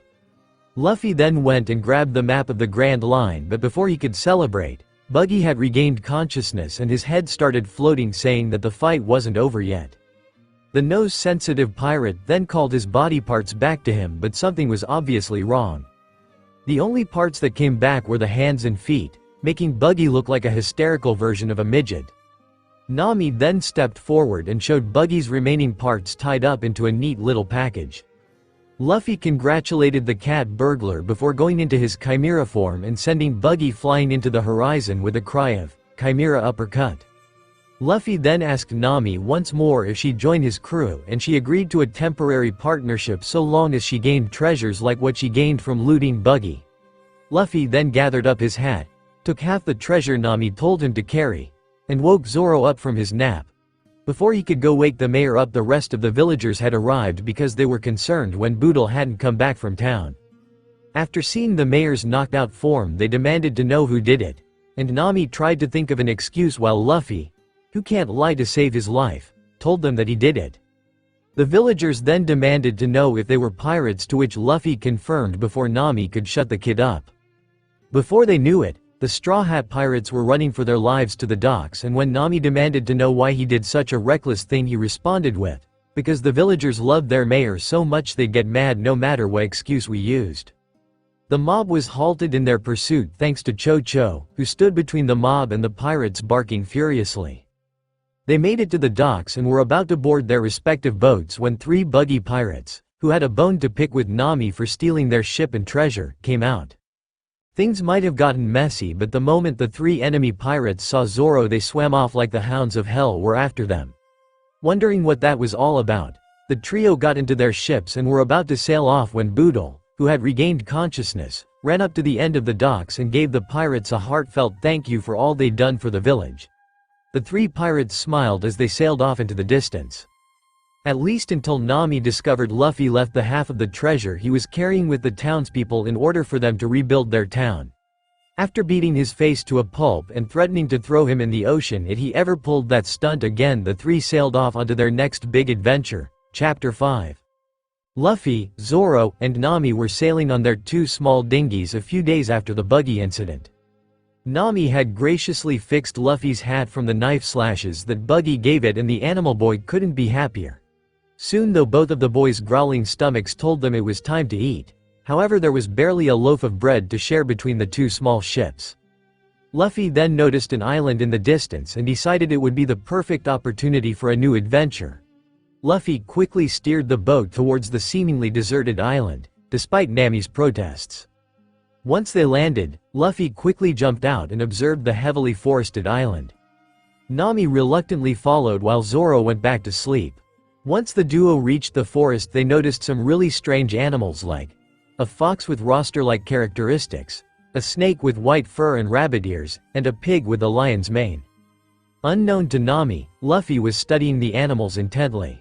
You see, while Luffy might have the mental maturity of an 11-year-old on a sugar rush, he was quite clever in 2 aspects: fighting and animals. After obtaining his powers from the Chimera fruit, he started looking through all sorts of animal books to see different kinds of animals, both real and mythical, to figure out different forms he could take as well as different attacks. He also studied the animals he's seen on the island he grew up in and in the forest his grandfather threw him in as a child to get more ideas. So, whenever Luffy finds new types of animals, he is always sure to study them intently so he can become a more effective fighter. Suddenly, a voice boomed out from seemingly everywhere, demanded, "Don't come any closer, get out. I am the guardian of the forest and I demand you leave or face the judgment of the forest." Luffy let his curiosity get the better of him and, ignoring the voice, walked deeper into the forest. Suddenly, the Straw Hat Captain felt his instincts go crazy and, quickly morphing into a kangaroo, jumped out of the way of a bullet fired at his back. The voice sounded again, but it was more shocked than anything else. "Huh? What kind of being are you?" Nami noticed where the shot came from and tracked it to what appeared to be a large green bush sticking out of a chest with a smoking pistol still in front of it. The 2 stared at it for a minute while the bush seemed to sweat nervously before a pair of feet came from the bottom of the chest and started to run off before tripping a few feet away. Suddenly, a man's head popped out of the chest and it was revealed that the bush was actually the man's hair. The man yelled for help while the 2 teens watched with sweat drops on the back of their heads. After helping the shrub-like man, whose name is Gaiman, onto his feet, the trio started talking. As it turns out, Gaiman had arrived on the island 20 years ago as a member of a pirate crew and had gotten stuck in the chest after finding a multitude of treasure chests on the top of an extremely tall plateau and was left behind by his crewmates. The man then asked Luffy if he himself had any treasure maps, and Luffy explained his map and his dream of going to the Grand Line. Gaiman warned the duo about pirates he'd seen who came back from the Grand Line and how they were shadows of their former selves.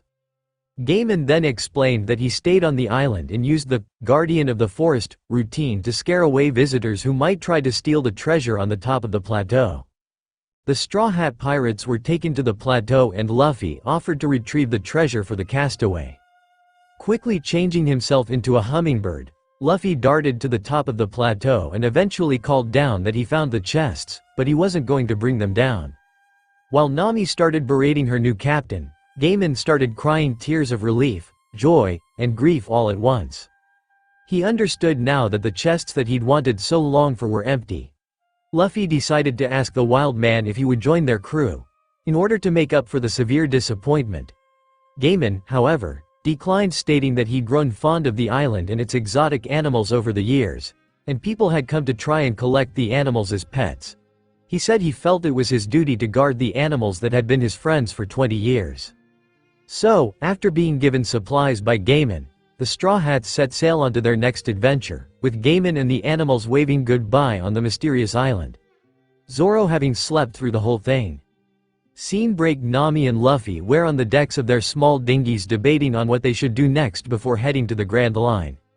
Luffy was busy thinking about food and Zoro gave his input about how they should have more booze on board, but Nami quickly shot down both ideas. She explained that the most important thing at the moment was finding a decent ship that could carry them to the Grand Line, as well as more crew members. They eventually landed on an island that, according to Nami, had a small village located on it.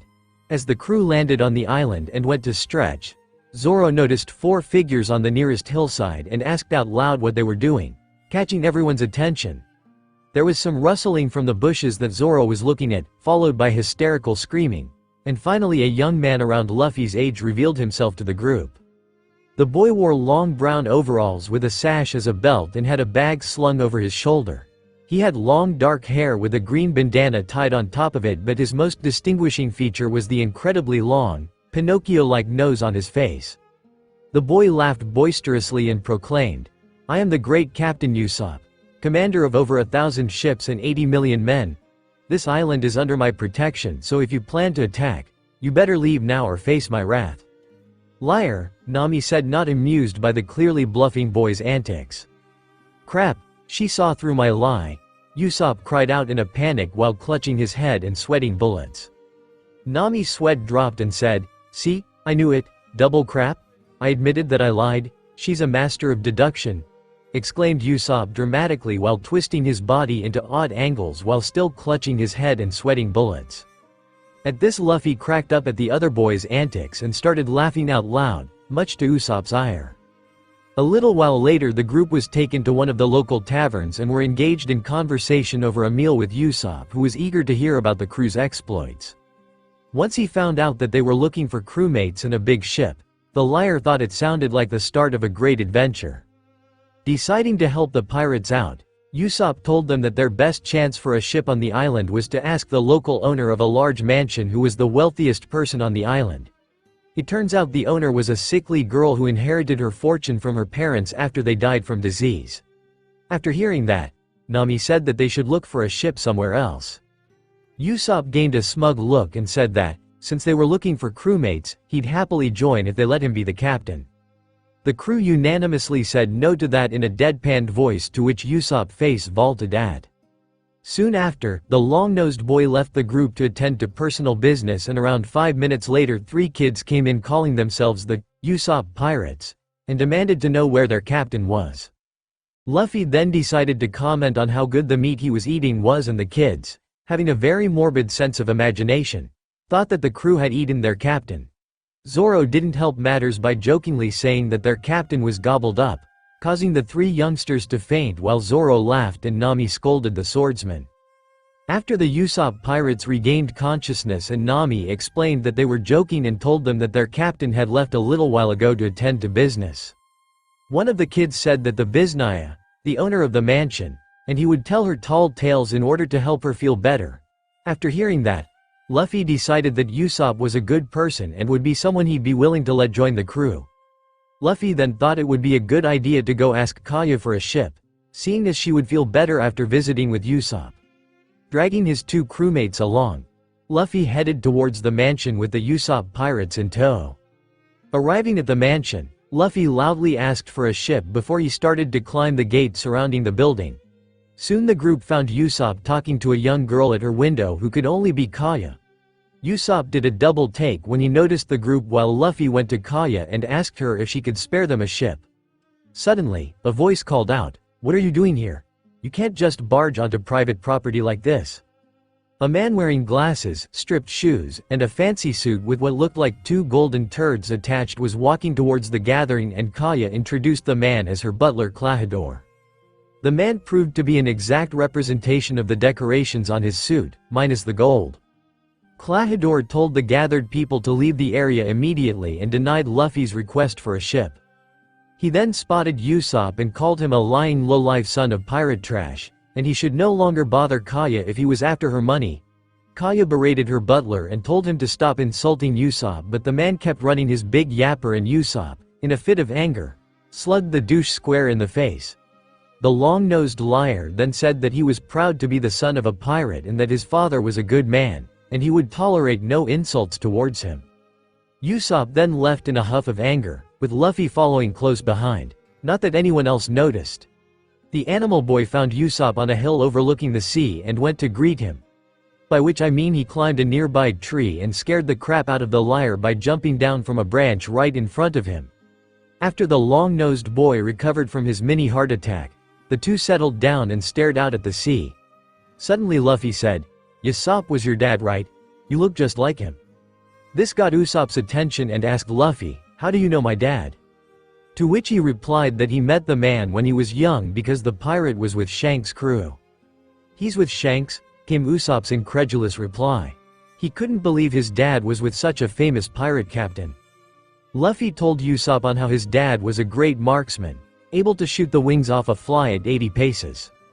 He also told the boy how his father would used to constantly brag about him to Luffy and how his dad missed him even though he had to heed the call of a pirate's life. This filled Usopp with pride as he told Luffy how much he admired his father, and Klahador's biting comments really hurt his pride. The young captain asked if he'd ever go to visit Kaya again, to which Usopp said he would, but only if the jerk of a butler apologized first. They both then noticed that said jerk was on the beach below the cliff they were on, talking to a man with a disturbing resemblance to Michael Jackson, only with blonde hair and a goatee with heart-shaped sunglasses. He even dressed and did the moonwalk like the king of pop. What a ripoff. What the two heard shocked them. As it turns out, Klahadore was actually the thought-dead pirate captain, Kuro of 1,000 Plans, and he, along with his first mate, Django the hypnotist, were planning to murder Kaya to get her money. They planned to have their crew, the Black Cat Pirates, attack the town, and during the confusion Django would hypnotize Kaya into write out her will and leave everything to her butler Klahadore before suffering a fatal accident. This was apparently a plan 3 years in the making when Kuro decided to quit the pirate life and went on to play the part of the loyal butler to Kaya's family. Usopp was planning to run into town to warn everyone when Luffy suddenly stood up and yelled down, "Hey, don't kill Kaya." We heard everything, while Usopp looked at him like he was the dumbest person on the planet. Unfortunately, both of them were noticed by the two conspirators, and Django pulled out a ring attached to a string. The Michael Jackson impersonator then said, "When I say 1, 2, Django, you will fall into a deep sleep. Ready? 1, 2, Django." Luffy, who was staring directly at the ring, fell into a deep sleep and took a nosedive off the cliff, while Usopp, who was too busy panicking to look at the rain, watched in horror as the Chimera captain fell to a likely death. Django himself also fell into a deep sleep for staring too intently at the rain.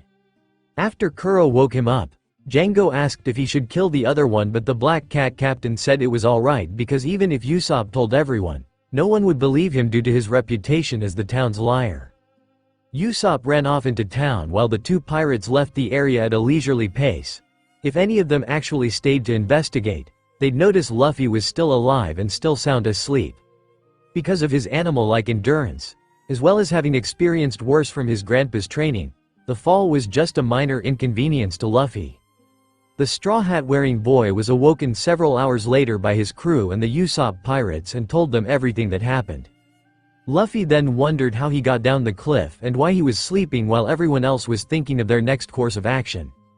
The group went into town and ran into Usopp, who was bleeding from his left arm. Apparently he had tried to warn the town, but like Kuro predicted, no one believed him. What was worse was that Kaya didn't believe him either, and one of her guards shot him as he tried to convince her. After getting over the shock at seeing Luffy alive and well, Usopp then told his followers that he made the whole thing up so they wouldn't get hurt trying to back him up. He planned on stopping the pirates before they attacked so no one would know what happened and it would just be another lie to them. That was how much the boy loved his village.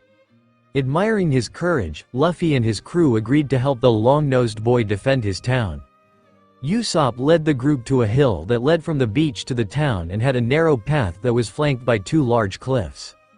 He told the Straw Hats that it was the main way to get to the town from the slope, so they had to defend it with their lives.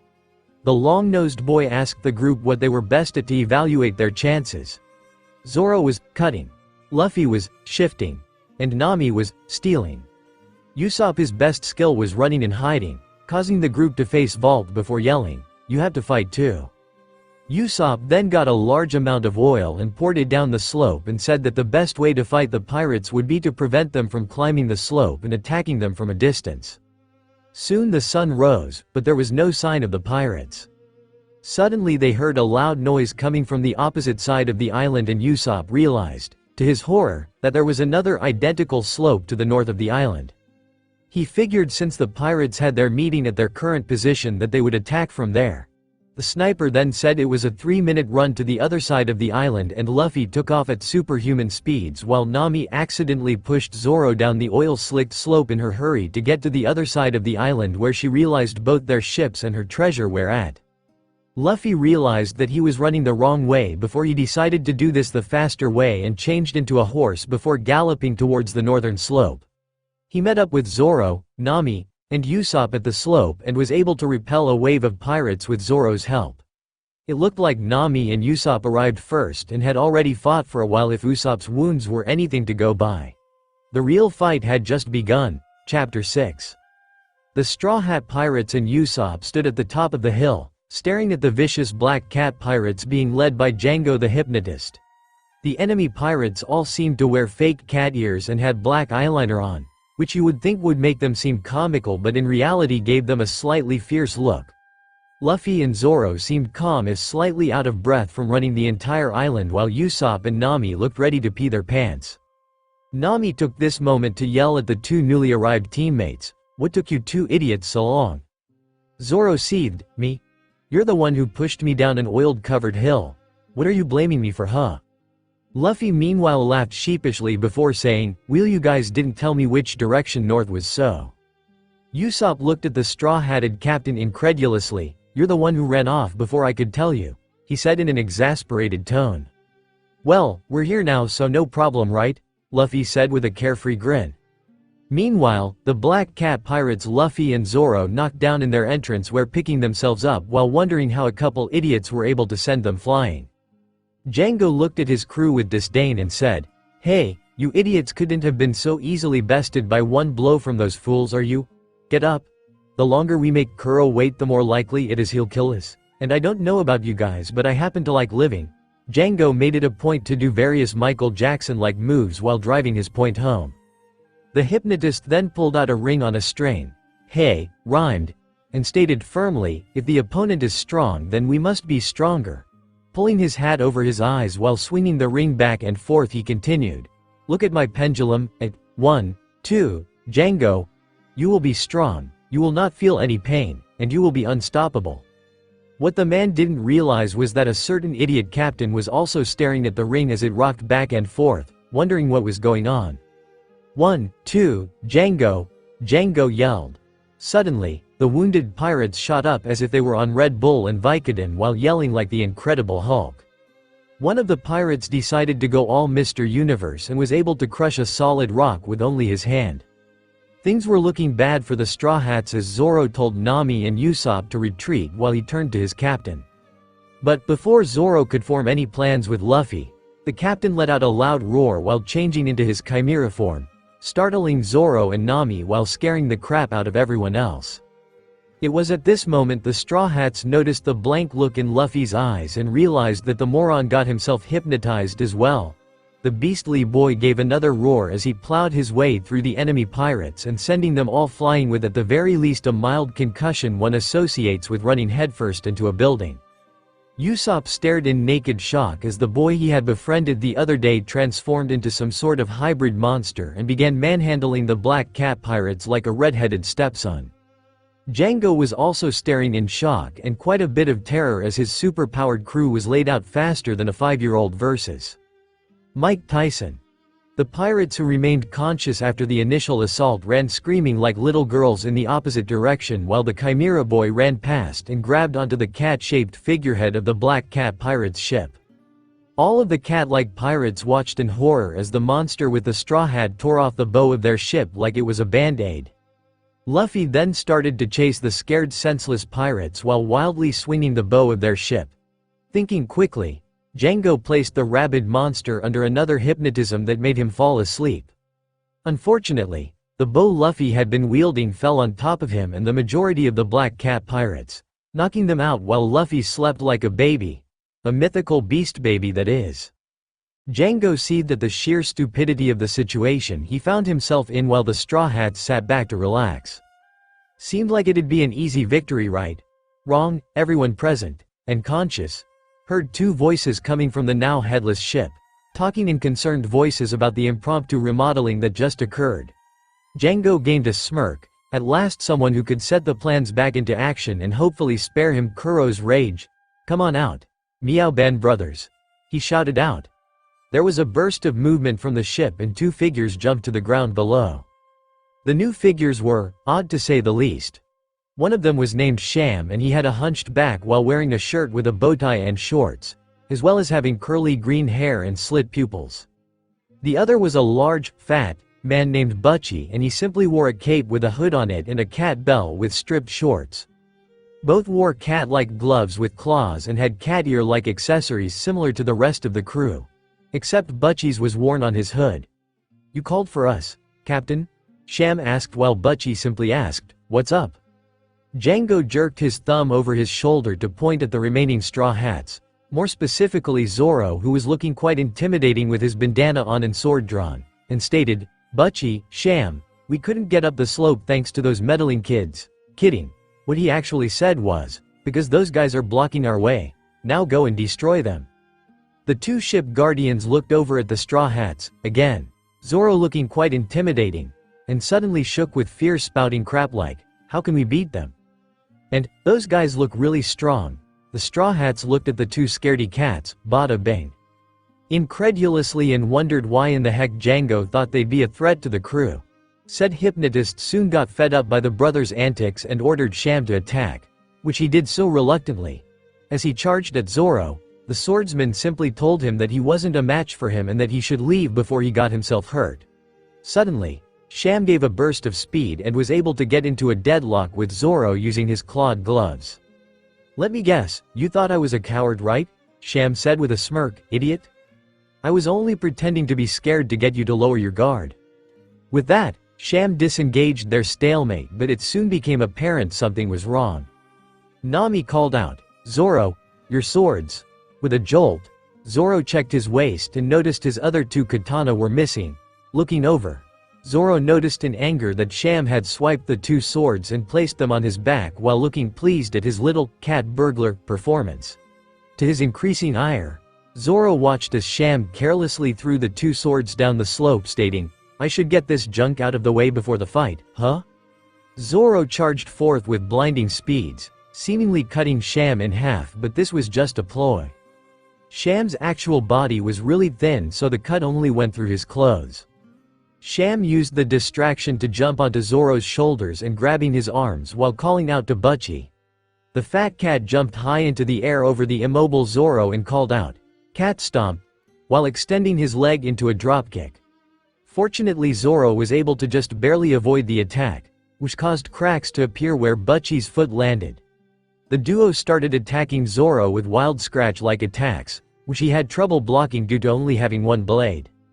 Usopp tried to help the struggling former pirate hunter by firing a lead shot from his slingshot, but Zoro blocked the shot with his body, giving an opening for Butchie and Sham to claw his chest. Nami reasoned that he did that so the pirates wouldn't make them their target if the attack had landed. The thief then decided to make a run for the discarded swords but was unfortunately spotted by Django. Using one of his rings, the hypnotist slashed Nami across her back with the ring's bladed edge.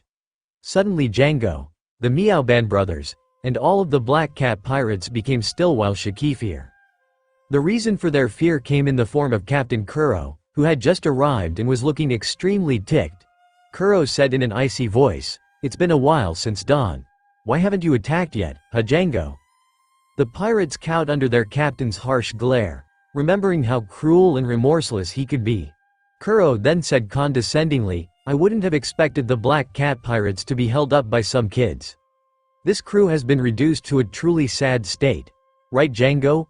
Said Hypnotist started sweating waterfalls under his captains. I'll kill you, look. Django sputtered. But why you told me to let that kid go? You said he wouldn't affect our plans. Kuro gave a nod and stated, that's true, however it doesn't excuse your uselessness. I expected that brat to come after us but he cannot affect our plans. Suddenly, Butchie and Sham were finally able to overcome some of the fear they were feeling and cried out, don't look down on us, Captain Kuro. You said we're useless, but you've been living here in comfort for the past 3 years while we've been active this entire time. It's true you were powerful in the past, but we've never stopped attacking villages and ships, the duo continued, despite Django's attempts to warn the two. Meanwhile, the Straw Hats stared at the internal conflict, hoping it could work in their favor. The duo then leapt at Kuro screaming that they wouldn't be killed over something as stupid as a failed plan, also stating that Kuro was no longer a threat to them, allowing them to kill him. They then did a combo slash at their former captain, only to find that they only got the bag he was carrying. Kuro had moved behind the two now wearing clawed gloves, except they held katana blades at each finger. With his signature, silent step, the Meowban brothers quickly turned around only to find him missing. Kuro then was behind the duo, placing his arms around their shoulders saying, who are you going to kill? It's true that I may not be feeling too active, and I also may not be your captain, but as of now I'm your client. A client who can kill you if the plan fails. The Straw Hats and the Black Cats looked on in awe at Kuro's speed while Django stepped up stating, what are you so surprised about? His silent step technique is a silent movement technique that could allow him to kill 50 assassins silently. We can't escape from his plans. You may think Kuro's gotten soft over the years but, you can tell by how he still only pushes his glasses up by the palms of his hands like he does while wearing his cat claws that he hasn't forgotten how to fight. Kuro ran the blades of his gloves over Sham and Butchie's throats while musing, I must have gotten soft over the years because I'm feeling generous. I'll give you 5 minutes to kill these brats and if you can't get it done in that time frame, I'll kill you all. Kuro finished in a dark tone. Just as the Meowban brothers prepared to attack, Nami kicked Zoro's swords over to him, much to his ire, allowing him to properly defend himself. With his swords at hand, Zoro was easily able to KO Sham and left Butchie heavily injured. Butchie then had Django hypnotize him to increase his power, causing him to go into a berserker rage. Nami was able to get over to Luffy's sleeping form, which had reverted back to human after he fell asleep, while dodging Django's razor rings and kicked her captain awake right in the face. Luffy awoke with a start and turned to yell at Nami, only to receive a razor ring right to the back of the head. After pulling it out, Luffy cried out, that hurt, with tears in his eyes. Meanwhile, Nami and Usopp relaxed a bit, seeing as the battle just became much easier. After getting over the fact that he just had a sharp object literally jammed into his head, Luffy checked to see if Nami was okay after noticing her shoulder injury, to which she said she'd be fine after getting the Black Cat's treasure. He then noticed with a smirk that Kuro was there, and said, hey, even the evil butler's here. Meanwhile, said evil butler was wondering how the heck Luffy survived falling off a cliff. It was at this time someone made a highly untimely intervention, Kaya. After trying to convince Kuro to just take her money and leave the village alone, Kuro seemed undisturbed by this event. He calmly and coldly told Kaya that it wasn't just her money that he was after, but peace of mind, and in order to obtain both peace and money, he explained that his crew needed to attack the village and she needed to die for his plans to be complete. To everyone's shock, Kaya then pulled out a pistol and pointed it straight at Kuro. After she demanded him to leave the village, Kuro decided to play dirty and shifted to his Klahadore personality, reminding Kaya of all the good times they had together, in order for Kaya to lower her guard. It was then he stated cruelly, I've suffered taking care of you long enough. Can you imagine how I, a former pirate captain, felt by taking care of a brat like you every day for the past 3 years? It was insulting. That is why you have to die today. Suddenly, Usopp charged at Kuro with his fist cocked back for a punch. Kuro easily dodged the swing and said while smirking, ah yes, now that I think about it Usopp, I still owe you for the punch you gave me earlier. You really hit me hard. the vicious pirate said with a predatory look in his eyes as he slashed his clawed gloves to bifurcate the wannabe pirate. Before he could touch the liar though, Kuro was struck down by a speeding blur, much to Django's shock. The blur turned out to be Luffy, who had shifted into humanoid black and white long-legged bird that had a bushy crest and a long, thick, dark bill with a long, dark tail, a dark head and back, and was blue on the front of the neck and on the belly, all while still wearing his human clothes and having feathered arms instead of wings. The humanoid roadrunner smirked as much as his beak allowed and said, "If you hate being hit, I'll make sure to hit you 100 more times." The black cats, Kaya, and Usopp openly gaped at the transformed boy, wondering just what in the heck he was, while Kuro simply glared up at the boy through his now cracked glasses. The enemy pirates were able to snap out of their shock to shudder in fear at the near-visible rage Kuro was emitting. Luffy meanwhile jumped back in preparation for a counterattack.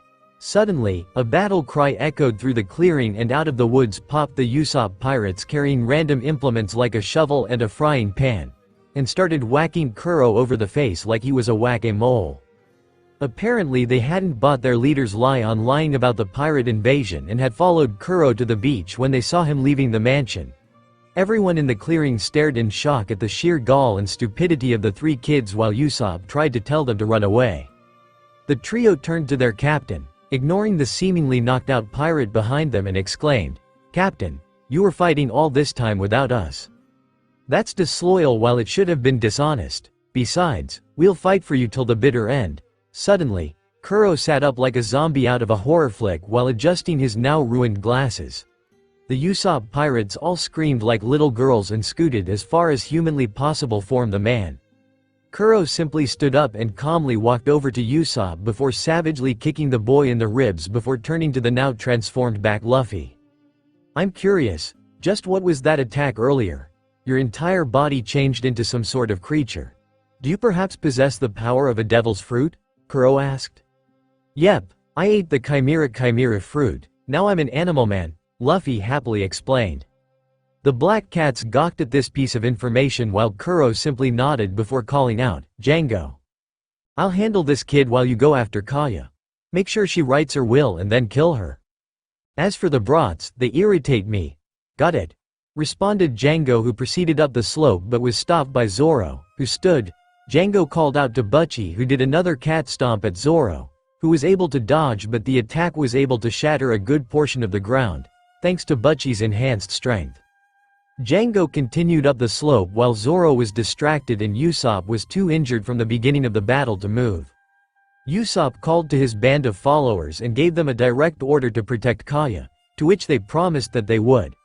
The boys grabbed the girl and carried her off to the forest with Django in hot pursuit.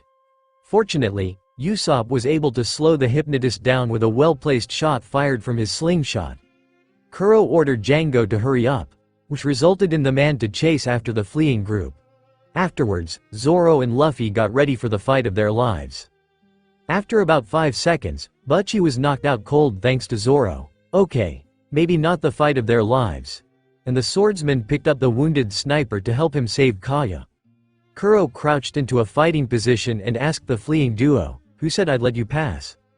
"I did," Luffy cheered as he rushed forward, morphing into his cheetah form as he ran in increasingly higher speeds.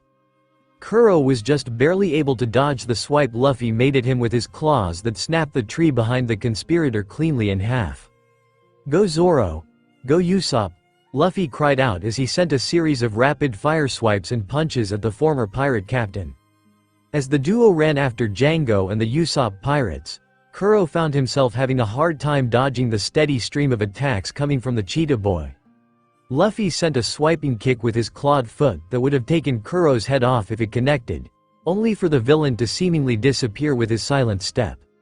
If Luffy was a normal person, he wouldn't be able to keep up with Kuro's movements at all, but thanks to his enhanced vision granted by his cat-like eyes, as well as his experience moving at high speeds, he was able to see the direction Kuro sped off to.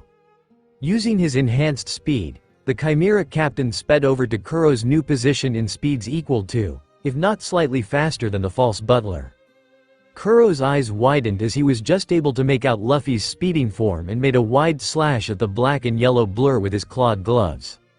Luffy was fortunate to see the attack coming and was able to leap over the attack, landing behind the traitorous captain with cat-like grace and sent a vicious backhand into Kuro's face, causing him to rocket backwards at the strength behind the punch. Kuro pulled himself up as his crew stared in awe at the kid who landed not just one, but two hits on their captain and seemed to match him in terms of speed. Kuro noticed the wide Cheshire Cat grin on the transformed boy's face and asked, "What are you so happy about?" "Well, it's not often I get to do these high-speed fights. Normally I only use my faster forms if I either try to end a fight fast or just need a quick speed boost. Fighting you though will really help me test my limits with speed. It really makes me excited," Luffy explained with a laugh. Kuro seemed to ponder this for a moment before asking, "Before we continue, I want to ask you one question. You're a stranger here, so why are you getting involved with this village?" Luffy paused for a second before breaking out into a toothy grin. Given his cheetah anatomy, this was actually a fairly intimidating sight, and said plainly, "I have a friend in this village, and I don't want to see him dead." The schemer gave a mocking smile and said, "What a simple reason. Are you sure you're alright with it? After all, it'll be your reason for dying." With that, Kuro spread out his bladed fingers so it looked like wings. Luffy gave another grin as he shifted back into human form before getting into a ready stance and proclaiming, "That's okay, I'm not gonna die anyway." The two fighters shot at each other like they were fired out of a cannon. Luffy started to seemingly get bigger and suddenly there was a charging rhino in his place. Kuro was able to nimbly jump over the rampaging Luffy by using the tip of his horn as a springboard. The butler gave a powerful backwards kick into the back of Luffy's head which, when added to his momentum and mass, caused him to go crashing into the ground with a mighty bang. The Straw Hat Captain quickly shifted back to human as he dodged Kuro's follow-up slash and transformed his body into a black mamba-like being with a human torso and arms and hissed out, "Snake Sweep," flicking his powerful tail at Kuro's legs. Once again the glasses-wearing pirate jumped over the incoming attack, but Luffy anticipated this move and shot his arm forward, allowing it to stretch out longer than normal due to a snake's natural flexibility. Before the surprise attack reached Kuro, the man simply vanished in another burst of silent step. Luffy and the Black Cats were shocked to see Kuro casually standing on Luffy's outstretched arm. "Is that all? I feel like I might fall asleep at this rate." "Where was your speed from before?" Kuro said mockingly before bringing his leg back for a vicious kick to Luffy's snake-like face, throwing him backwards in a heap. Luffy shifted once again back to his human form while shooting out some blood from his damaged nose. The Black Cats started cheering for their former captain and started chanting his name. Kuro only seemed to be annoyed by this and yelled out, "Don't call me using that name." "You don't get it yet, do you? The real purpose of this plan is to eliminate the name, Captain Kuro, forever. I'm sick and tired of planning for you reckless morons." As I became more and more notorious, more of the Marines' dogs and bounty hunters started to come after me and it quickly grew annoying. That is why, 3 years ago, I killed myself to escape that life. What happened that day was essential for today's plan to be successful. My plan can only be completed when I have achieved wealth and peace. Do you understand now, brat? I cannot allow you to disrupt my plans. With that said, Kuro charged at Luffy with his claws bared. Luffy's body quickly grew in size as thick brown hair covered his body and knife-like claws sprouted from his hands, making him a human grizzly bear. With a grunt of effort, Luffy picked up a huge boulder and used it as a shield against Kuro's attack, causing the claws of his one glove to be stuck in the rock. "So I see you're not just an animalistic brute," Kuro said with a scowl as he tried to remove his blades to no avail. "That's right, I've been training to become a pirate," Luffy said with a toothy grin, and with a roar the bear boy gave the boulder a sharp twist, snapping the blades like toothpicks. The Black Cats watched in shock as their captain's infamous cat claws were broken. Luffy then lifted the rock over his head and said, "You said you were sick and tired of your name being known. Then how can you call yourself a pirate?" With that, Luffy gave another bear-like roar and smashed the rock over Kuro's head, knocking him to the ground. Luffy said triumphantly, "My dreams are far greater than your plans." Kuro slowly got up. His slick-backed hair hung loosely from his face as blood dripped down from a gash in his forehead, giving a truly haunting image. His crew tried cheering him on, but realizing he didn't want to be called Kuro, they tried calling the man by his fake name, Clahador, shut up, Kuro said with venom in his voice. After this is done, all of you must die. And Django is no exception. This shocked Luffy and the black cats at the man's cruelty. Suddenly some members of the crew started laughing nervously and making calming gestures. One member said, "Please stop joking, Captain Kuro," while another cried out, "It's still not too late to attack the village." And yet another pointed out, "As long as Django can make that girl write the will, the plan will still succeed." Kuro shook his head bemusedly and explained, "You don't have to worry about the plan. As long as your corpses are here, I can place all the blame on you. I never intended on any of you leaving, cause it would be a disadvantage leaving anyone who knows my plans alive." With his current disheveled state, the statement made him look that much more depraved. "Why, you mean from the very beginning, you planned to kill us all?" cried out his crew in shock and dismay. "Yes, ever since that day 3 years ago, this has all been a part of my plan," Kuro stated with a devilish smirk. Luffy, shrinking back into his human form, commented loudly, "You guys are dumb. Gotta love the blunt honesty that is Luffy. What a bunch of loser pirates." Kuro scoffed, "Losers? A pirate crew is just a gathering of outcast outlaws. What could these fools do without my plans? You should continue to quietly follow my plans. In a pirate fleet, the crew is just pawns for the captain to use as he wishes, which means their life and death are in my hands. Even if there's a cliff in front of them, you'd have to follow my orders and charge at it, and sacrifice themselves for my plans." Now Kuro looked furious. "That is the way of the pirate. A wandering little brat like you would never understand." Luffy just gave a confident smile and said, "Even though you're a captain who controls hundreds of men, you still can't beat Usopp." Kuro then paused and had confused expression as he asked, "What? You say I'm inferior to that captain in a kid's pirate game?" After Luffy gave the affirmative, Kuro let out a bark of laughter. "Huh? You're so stupid. Don't get cocky just because you've broken my cat claws. In what way am I inferior to him?" he exclaimed as he disappeared behind Luffy in a burst of silent step. "The way you think," came Luffy's simple response, which made Kuro pause long enough for the Straw Hat Captain to deliver a vicious backhand to his face while saying, "You don't know what a true pirate is supposed to be." The Black Cats were shocked to see someone see through their captain's silent step, but in reality it was thanks to Luffy's higher-than-normal instincts and reflexes that he could easily keep up with Kuro's speeds. Kuro meanwhile pulled himself up with a bloodthirsty look on his face and said, "You've insulted me. Don't get cocky just because of your powers. I've noticed one weakness to your fighting style is that you have to shift back to human before you can transform into another creature. With this in mind, I'll show you what a real pirate is supposed to be like, as well as the terror of a real pirate who's been at the brink of death and survived," he exclaimed while getting into a slouched position, much to his crew's horror. "It's his out-of-the-bag attack. He's using it against only one person?" One member screamed in fright while another yelled out, "He really is trying to kill us all.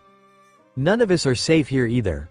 The crew started backing away while some begged for their lives and begged Kuro not to use that technique, saying that they'd leave and forget they ever knew him. Kuro meanwhile continued to sway in his hunched-over position before calling out of the bag attack, and disappeared in a dust cloud, much to Luffy's confusion. Suddenly, there was a blood-curdling scream from one of the enemy pirates as his torso gained deep claw marks across it in a spray of blood. Another soon followed, and then the claw marks appeared on nearby rocks and trees.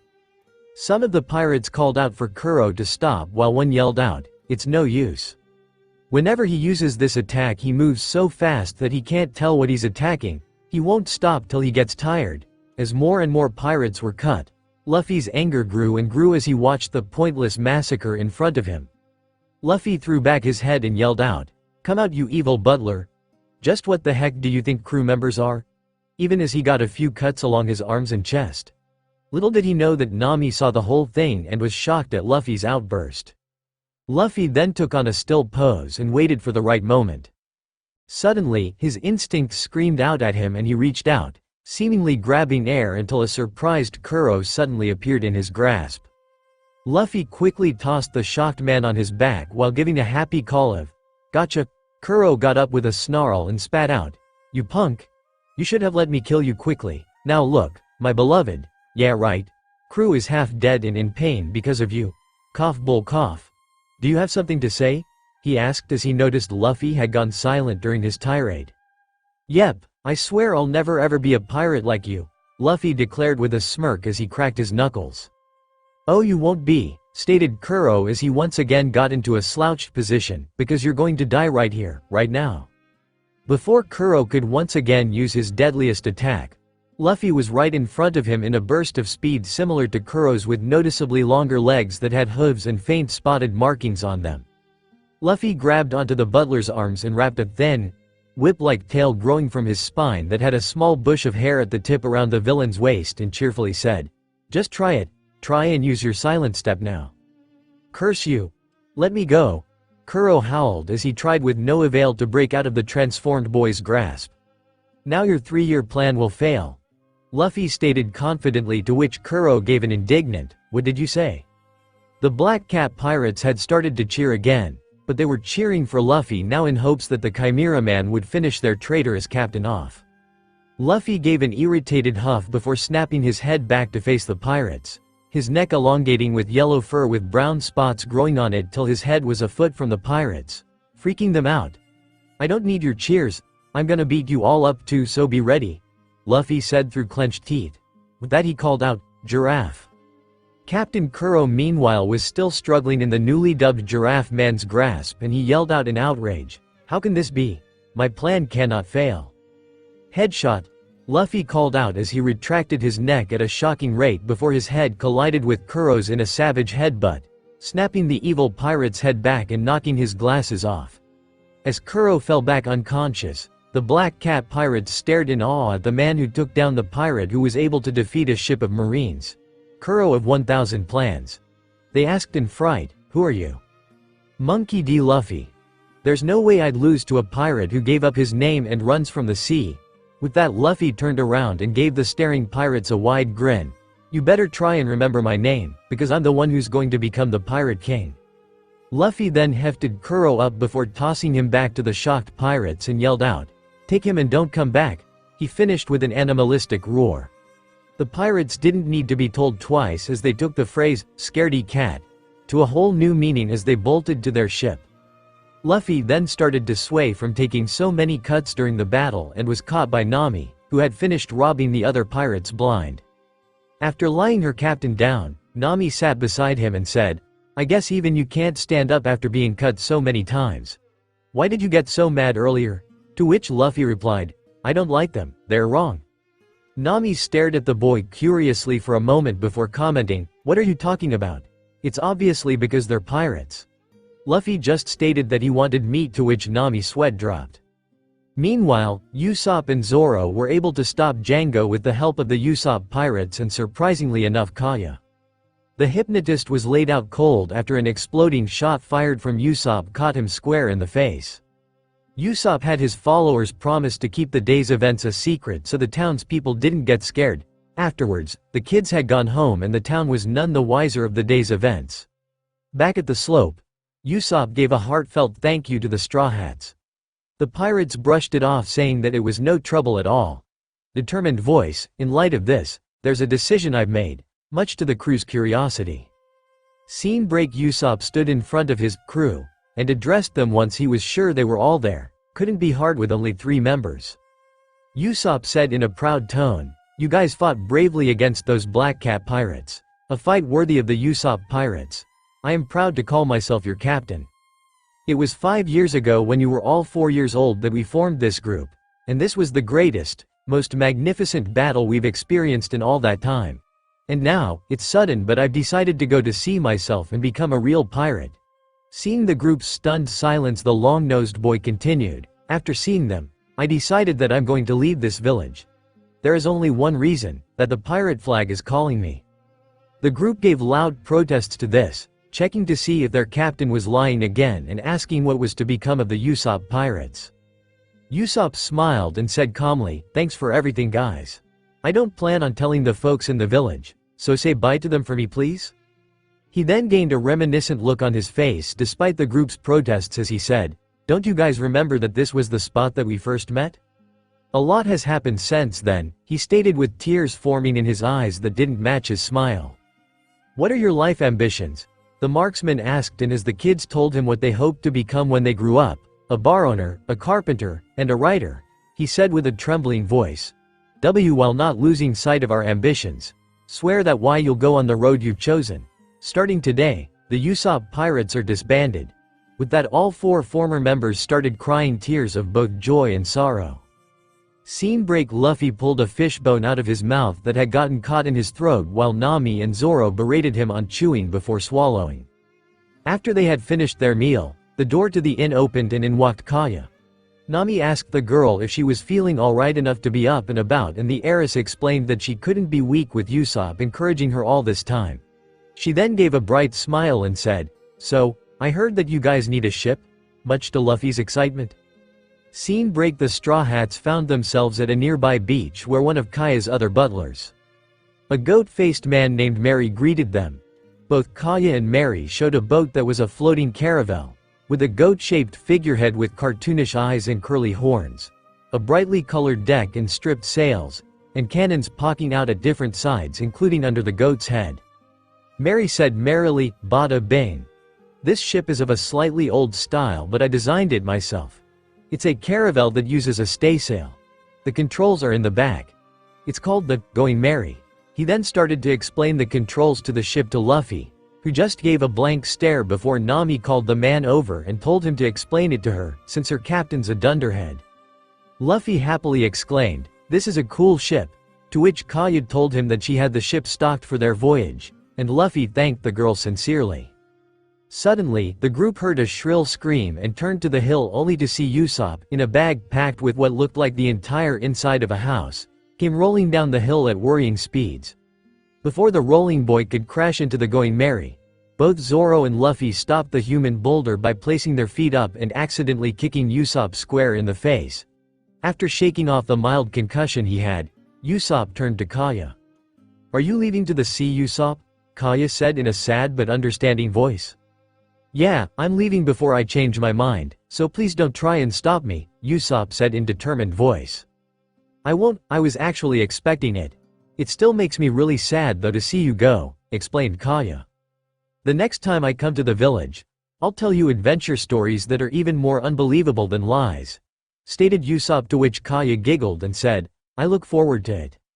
Usopp then turned to say goodbye to the Straw Hats, but before he could, Zoro shot out, "Hurry up and get on board," and Usopp gave the intelligent reply of, "Huh?"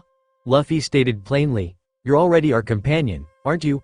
Usopp stood gawking for a moment before he happily asked, "Can I be the captain?" And Luffy shouted out, "No way!